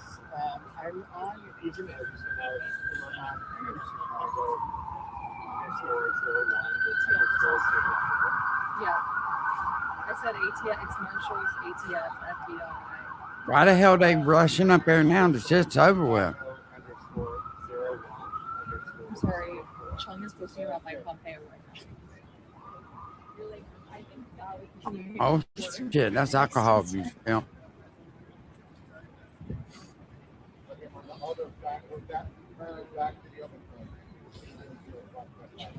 Can you, what does that say? Also, I have mixed minus in my ear. Whoever has my thing open. No. Let me see if I can find any more updates. Yeah. Wait, can we borrow your light? Would you mind? That would be so great. I'll find a way to pay you back in a little bit. Why are the appropriate amount of light? Thank you. Yes.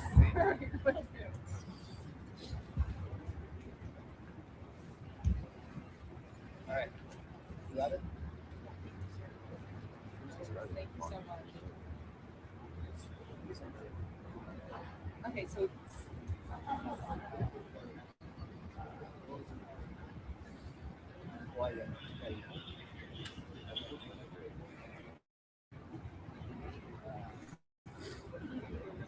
yeah, I'm done. Okay, I'm good. For years, Ben wore this hat to hide his thinning. Multiple shots, and Secret Service says they heard gunshots fired near the White House, and reporters there are currently on lockdown.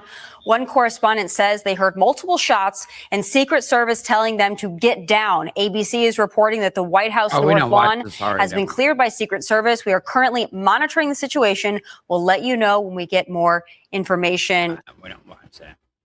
We don't watch that. All right, we continue to track that breaking news for you right now. The White House, if you've been staying with us, is under lockdown after reports of shots fired near the grounds. We want to get right out to our Regina Ureta now with the very latest. Regina, what are you seeing there on scene? Hey, Sydney, I'm going to remain off camera here because, as you can see, there are the fire department here, fire trucks that are moving, as well as other law enforcement vehicles. So I don't want to be in the way, but I'm just going to describe the scene to you right now. We are seeing a lot of law enforcement here on Pennsylvania Avenue, streets between 16th, 18th, and 17th Street, all blocked off. We have Secret Service surrounding a perimeter line here. We can't get past this point, but as we've been reporting, DC police are responding to gunshots that were heard outside the White House today. The White House has been placed on lockdown according to multiple reports. Those reports of gunshots started just around 6 p.m. So we also just are trying to get more information, but we just know that multiple gunshots were heard outside of the White House. People here standing by, they have been coming to us asking what happened. And so we're trying to get more information. But we do know that the Secret Service, as well as the FBI, they are coordinating with DC police here as they continue to get more information out to the public of what happened. But if you're just joining in, we do know that police are responding to these gunshots. They responded to the gunshots near the White House. It has been placed on lockdown. We do know that also correspondents, as well as the press pool, they were inside the White House and they were placed on lockdown. We're trying to, again, get more information and more confirmation. As soon as we do, we'll be sure to share it with you. But for now, Sydney, I'm going to send it back to you. You know, that's one of them days when you're like, damn, I'm glad I wasn't part of the press pool today. Yeah. Well, and we are also now joining us now by phone is Chief Congressional Correspondent Chad Pergram. He had been following this breaking news story and has all the details on what happened. We're so grateful, Chad, we have you by phone. Can you break this down for us? Yeah, tell me, this is what always happens when we have something like this. I always start to check in on the security situation at the White House, but this is what happened around 6 o'clock this evening.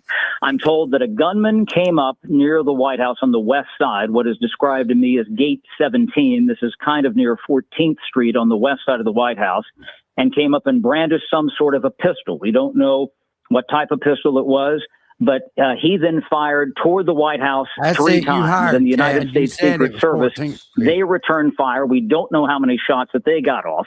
And they apparently took the gunman down. Now, sometime in this gunfire exchange, a civilian on the street was struck by this gunfire, and we do not know the condition of that person right now. But the important thing to know is that the gunman who came up with the pistol and was taken down by the Secret Service, and we don't know his condition right now, but he never got inside the perimeter of the White House. And this is according to a senior administration official with direct knowledge of what went down at the White House this afternoon. This was right around 6 o'clock Eastern time. So, Chad, so if I'm hearing what you said correctly, this was somebody who was just firing in the direction of the White House? It was something that the Secret Service obviously perceived as a threat. Obviously, we're told that gunfire apparently was directed toward the White House. If you get toward the west side of the White House, and we're trying to figure out precisely where this was, you have the old executive office building, now called the Eisenhower Executive Office Building, which is kind of a big complex if you're working from west to east toward the White House. So we know that he was firing in the direction of the White House, and this is the preliminary report from someone who's very senior and would have direct knowledge of this information. Again, a lot of people in town, there was one source that had, questioned me earlier, even before we had this information. There's a lot of motorcyclists in town for the Memorial Day events. They always come for this time, and people thought it might have been, motorcycles backfiring or something like that. There's quite a cacophony of that. But this is clearly someone who came up and was firing at the direction of the White House. And the president, of course, is at the White House today. Hey, Chad, Kevin here. If I could just get you to break down again, based on what you've heard, this person was taken down. Does that mean they have been neutralized, or do you think they were they sort of made physical contact with this person? I'm just trying to get some clarity there. I was told that they were shot because the Secret Service returned fire against this individual. Gotcha. And have you heard from any cabinet secretaries or any other high-level officials about what's happening? Yeah. This is all we've got right now. It's Memorial Day weekend. People are spread to the four winds, and the reason I always jump in on this is that when I used to cover local government, and the best stories about the county sheriff's department would come out through the county commissioners and vice versa. So when you cover Congress and something's happening in the administration, a lot of times you check in there. But I was also checking to make sure there wasn't some sort of a threat at the Capitol as well, and this led me down this road here. Now, again, to reiterate to our audience, this is what we have at this point. This is very preliminary and fragmentary. So around 6 o'clock Eastern time this afternoon, you had a gunman who came up near what is known at the Capitol as Gate 17. This was the outer perimeter around the White House. It's a rainy day in Washington. I was downtown today. Not as many people in downtown Washington as you would typically have on a Memorial Day weekend, simply because of all the weather. Very, very chilly for this time of year here. He came up on the west side of the Capitol, and he brandished a pistol and started to fire in the direction of the White House. And he got off at least 3 shots, we're told. And the United States Secret Service returned fire, took him down, and there was a civilian somewhere on the street who was struck by this gunfire. We don't know by whose gunfire right now. But again, to emphasize here, he never got in the general perimeter inside the White House. And when you're looking at the orientation here, you can see, and there's this ambulance in the video going by here. The Eisenhower Executive Office Building is just up the street from that. So this happened kind of down, I would estimate, from the southwest corner of where that was at this stage. Hi, my name is Tami, and I would like to give you a few reasons why you should consider dating a young Asian lady. All right. You can choose a Give us the potential reason. spouse from Vietnam, the Philippines, Are you watching Pimp? Thailand, We or getting reasons. Indonesia. The geography is boundless. Have you noticed that Asian women have become more and more popular? Hey, Chad, it's Alicia Acuna here. You mentioned that you'd covered local politics and law enforcement there. So I'm curious, when we saw the shooting of the White House Correspondents' Dinner, there was an immediate coming to the cameras by not only the president, but also by members of law enforcement. This is a different situation here. What do you anticipate in terms of communication by law enforcement as the evening goes on? Are we going to hear from anyone? It's really like the Secret Service, is it, that would come up and give a press conference? Well, we wouldn't know directly, but since the Secret Service did, in fact, fire, according from these reports, it would seem that they would probably comment at some point in some format, be that on X or social media or something else. I would expect that the, DC police might be involved. Did they know something about this suspect, or was there some, behavior observed? There's a lot of cameras around the White House, and so they might be able to track this person's movement. You also have the police that work with the transit authority in Washington, D.C. Did he come out of the subway somewhere, the metro? Is there something like that? So these are the types of things that they will go back to start to evaluate. But primarily, I would presume that this is a Secret Service issue, but also just the fact that it's at the White House. And let me give you some context here. What this immediately reminded me of was that you had a gunman who came up to the White House, and this is where history is often our guide, in October of 1994. Yeah, Mama done cooked. It was, again, a Saturday afternoon. You know, it was a nicer day. I remember that. And came up, and he was on the other side across from Lafayette Park, the side that you always see, kind of the beauty shot of the White House from that side, and was shooting that direction and actually struck some of the windows of the White House down where the press room is. Now, this was a different situation. Again, this was somebody who had come up there, you know, in 1994. But that's what this struck me as similar in terms of the fact that it was a Saturday afternoon, and you know, the White House, you know, gunfire being directed in the general direction of the White House. Chad, Tom Shalhoub. And do a walk So back. we were looking at social media when this first came out. We heard 30 shots fired. You mentioned it sounds like about 3 shots max from the shooter, and we're assuming the rest of those shots came from Secret Service. In your experience, how many guns are right there available? If a shooter opens fire at the White House, is there many guns that are able to be trained on them? Absolutely. I mean, you know, you have snipers, you know, you have people all over the place. This is one of the most heavily fortified facilities in the United States. Again, I cover Congress. I walk into the Capitol every day, and I probably pass anywhere just on a routine day, 10 to 15 officers, and they're all armed. And these aren't even the heavily armed officers. You know, it's a 10-for-1 thing out there, man. The White House is fortified in a different way. So, yeah, I mean, you know, that's where you might get up in that number until, as according to my source, that this suspect was taken down pretty quickly. And again, as I say, there are other, you know, police forces in that area of Washington, D.C., the Metro Transit Police, Washington, D.C. Police, Capitol Police are not very far, George Washington University Police. You know, you might have, you know, if it's something that's just off the White House grounds, a Convergence Park Police, National Park Service is not very far. The National Mall, you might have a lot of people jumping into this depending on what the request might be or what officers see and hear. And Chad, this also, for me, harkens back to, again, not too long ago when we had somebody show up at Mar-a-Lago, you know, perhaps in a similar fashion to this. You mentioned the security presence and posture around the White House. One would expect it would be one of the most secure areas in the world, certainly in the country. So if somebody was in the vicinity and they're just shooting off, they had to have understood that they weren't going to get that close to the White House. I mean, for someone to do that and just shoot in the general direction, they had to have known that there would be a response pretty quickly. That's somebody that had a wish to go out having a bad day. Why? I mean, you know, you're not going to do nothing. This couldn't have been somebody who thought they were getting the element of surprise here. It doesn't sound like someone very strategic. Well, that's where I talked about what happened in 1994. This person just opened up fire on the White House on the other side. You know, that was a complete situation. I mean, you have had incidents down the White House where, you know, the threat has not been toward the facility itself or the president of the United States himself, where you've had local crime in Washington, D.C. You might remember when President Obama was in office, and it took them quite a while to figure this out. There had been what was alleged to be, you know, gunfire, gun activity by gangs downtown.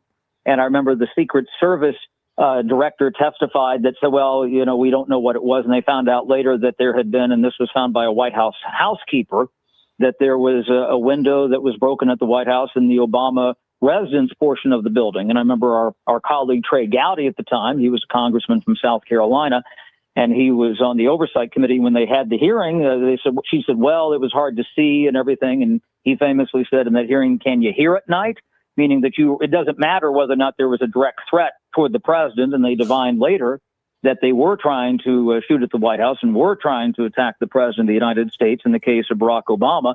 And they just kind of dismissed this as, you know, casual gunfire in the area, as much as one can dismiss casual gunfire in downtown Washington, D.C. near the White House. And people said, we don't care what it was. You know, this is near the White House. There should be a better response. And certainly in this case, if there was a threat, or even if it wasn't, you know, we don't know the motives of this suspect here, they certainly were able to neutralize him quickly. And that was not the case when you had this threat with the Obamas, and one of the windows was actually broken then. And it took them weeks, nay, months to figure out that this was actually an attempt to kill the president of the United States. If you are just joining us, you are looking at live pictures just outside the White House. It is on lockdown. This is very likely 17th Street, which is on the western side of the White House. You see Secret Service activity right there. Reports of gunfire. In fact, there are some reports online. We've seen video of some of the people who are actually reporting at the time of the gunfire. We are being joined by our chief congressional correspondent, Chad Pergram. Chad, if you would recap for the folks who are just joining us, what you know and what might be happening even now as we continue to watch these pictures. Right. And the first thing that we've gotten in here from the Secret Service, you were asking me a few minutes ago about, who might put something out, that the Secret Service just a bit ago put out a statement saying, quote, "We are aware of reports of shots fired near 17th Street and Pennsylvania Avenue Northwest, and we are working to corroborate the information with personnel on the ground. Additional information will be provided as it becomes available." So to the viewers just tuning in right now, what we have here around 6 o'clock Eastern time, there was, you could hear people who were on the ground there. I wasn't there, but there was a report of gunfire near the White House. And I jumped in here because sometimes, when there's a threat at the White House or the executive branch, maybe there's something going on at the Capitol. So I started to dial in with sources there. We're told that this was on the west side of the White House grounds. Again, you have the White House and you also have the outer perimeter there, Gate 17, as it was described to me, near the Eisenhower Executive Office building. Somebody came up and brandished some sort of a pistol. I'm told that it was a pistol, in fact, not a long gun or a rifle or anything like that. And the alleged gunman got off at least 3 shots. And the United States Secret Service, who obviously prowl that area, some things might not be obvious to people walking by, but certainly to the people, guarding the perimeter. They responded to this. They're trained to respond to that gunfire. And I'm told, and this was the quote that was given to me, that they took the suspect down. Quote, "They took him down." So this is a male suspect. I'm also told that somewhere in this process that a civilian was struck. We don't know how many shots that the Secret Service or other law enforcement might have gotten off. Again, they'll have to go through the ballistics evidence of this, and we don't know the condition of the gunman or the suspect. But the important thing here is that the President of the United States is safe and that the alleged gunman never got inside the White House perimeter.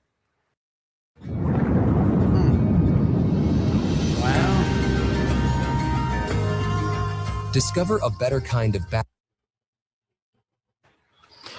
Chad, it's Alicia again. As we're watching some of these videos pop up on social media, it's hard not to be hit with watching people do live shots and then get interrupted and duck from gunfire. There was another reporter I saw. She said she was recording, and then the look on her face when she ducked. I don't know if you were at the White House Correspondents' Dinner that night, but all of us, so many of us will never forget watching all of those people, all of these reporters. It's starting to feel a little dangerous just to be out by the White House or to be in the proximity of the White House and its occupants if you're a reporter. Well, that's something that's concerned me for years. I've covered, Congress for, several decades now. I remember when, it's just not the White House, it's those of us, who report on the Capitol as well. I remember when the 2 Capitol police officers were shot and killed in 1998, certainly 9/11. You had a guy come up just a few weeks after January 6th in April of 2021 and ram the north barricade at the Capitol and severely injure one officer and kill another. The baseball practice shooting that nearly killed Steve Scalise and wounded several other people happened blocks from my house in Alexandria, Virginia. I was there pretty quickly. This happens over and over and over again in different formats, whether you were at the White House or whether you were at the Capitol. In fact, I called a White House reporter, somebody who's a friend. I don't know them unbelievably well. The day after the Correspondents' Dinner, I was not there. And I had indicated, I said, hey, I've been through this, a couple of times myself. How you doing? And this is something that is starting to be a common denominator among those of us who cover, these installations in Washington, D.C., and also in, that would be at the Capitol, the White House. I wrote an essay some years ago. It was on our website where I characterized some of what we do. We're kind of like war correspondents, frankly. We don't go to the Middle East or Asia or something like that, but here on Capitol Hill or covering a baseball practice for the Republican baseball team or whatever, these things happen. And it's terribly, rattling to have this happen over and over and over again. And I think that, the seminal question here, again, we don't know the motives of this gunman here, but was asked by Peter Doocy the night of the White House Correspondents' Dinner. He said to President Trump, why does this continue to happen to you? Why do you think that happens? There have been multiple attempts on the president's life. Again, we don't know what was happening here. But, again, letting history be our guide, we know what happened at the White House in 1994. That was during the Clinton administration that I talked about a few minutes ago. We know what happened, that there was, shots fired into the residence of the White House when President Obama was in office. So we've had these types of things happen. It's just part of, it's very reflective of the society in which we live right now and where we are with our government and history. Well, and Chad, we know President Trump has been so dedicated to making D.C. a safer place, just in all respects, so that people can enjoy being out and about in D.C. Obviously, this could be something very different, but it all goes hand in hand in terms of safety. Social media, unfortunately, when something like this happens, social media goes wild. There's a lot of speculation, people trying to be first to report things, and oftentimes it's untrue. We're seeing a lot on social media that there were 20 to 30 shots fired. I believe Kevin mentioned that earlier. From your sources and your official sources, it doesn't sound like your sources are saying there were that many shots fired. Can you clarify for our audience that might also be looking on social media? Yeah, I mean, they don't know how many shots. Now, we said that people had thought they had heard, 20 to 30 shots. That we just don't know yet. The only concrete number I have been given was that there were 3 shots, and that was fired by the gunman himself, not the Secret Service. We don't know what they shot here. And just since we've been on the air in the past couple of minutes here, I've been told here, and this is from the Washington, D.C. police, the Metropolitan Police, they are saying the Secret Service is working an incident in the intersection of 17th and Pennsylvania Avenue Northwest. Please avoid the area. So that's all we know right now. But again, the only concrete number, and this will probably change, once they figure out, okay, what caliber of weapon he had, how many shots, was he capable of getting off? Did he actually get that many off? Sometimes they'll actually find the casings or whatever it is. This is what happens in the investigation. But that was a distinct number they gave me of 3 shots that were fired by this alleged perpetrator, but we don't know how much fire was returned by the Secret Service. A lot. Chad, I think one of the things we're going to be most curious about is the person who's described as a bystander or a civilian. I assume that there's some type of protocol that we're going to have to wait to hear based on identification, notifying family if the person is hurt or fatal. Is that to be expected, that it might be some time coming before we know who that is? Well, if they took them down, one would think, and we saw at least some video there, that there was an ambulance driving away from the scene. George Washington University Hospital is not very far from the scene there. That's where President Reagan was famously shot, where he was taken after he was shot during the assassination attempt in 1981 when he was shot at the Hilton, which is where the White House Correspondents' Dinner was about 3 or 4 weeks ago. But if there was a civilian who was injured, in fact, and we don't know what the degree of the injuries are there, or certainly the alleged gunman, then that's probably where they might have taken them. I might also say, depending on one's injuries, that MedStar, which is in Washington, D.C., which is kind of in the center of the city and not far, that is a level 1 trauma center in the District of Columbia. And in fact, depending on one's injuries, that's where Steve Scalise, the House Majority Whip, that's where they took him from Alexandria, Virginia, across the river because of his injuries were so serious. So again, depending on things, that might be in play as well in terms of where they might take you. Chad, thank you so much for giving us all of those details. You're definitely our go-to, and we appreciate you being on the phone. Joining us now is Alex Hogan, live outside of the White House. Alex, what is happening on the ground right now? Yeah, Alex, what is Has happening anyone on the ground actually made it to level 4 before? If you're slightly congested, use level 1.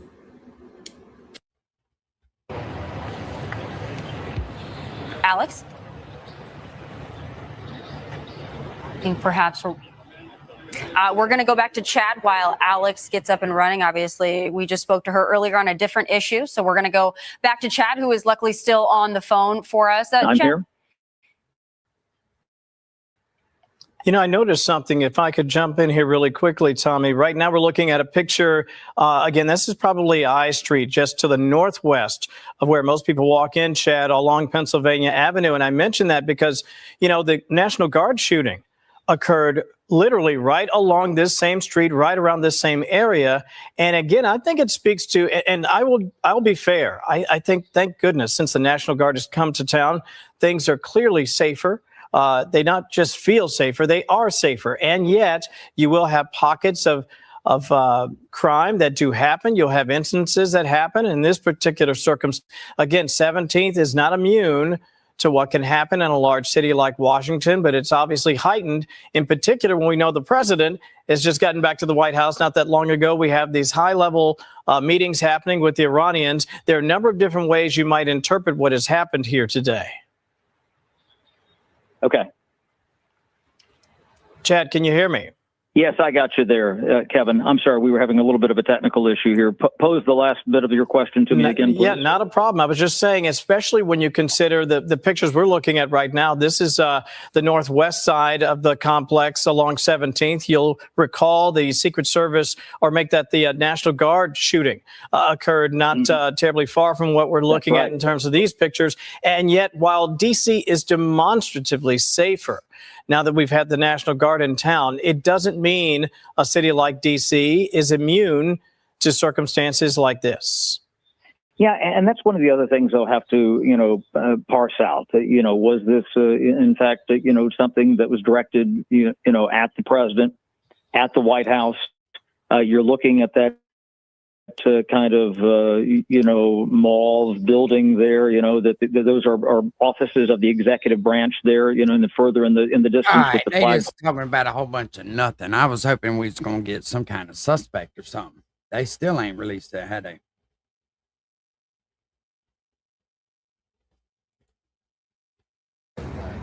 Yeah, it's still all the same shit. All right, y'all. We fixing to chill for a little while, man. Just started. Well, and we are also now joining us now by phone is Chief Congressional Correspondent. Yeah, it's about a bunch of bullshit right there, ain't it? All right, so I'm fixing to jump down for a little while. Y'all have a good night. Hey,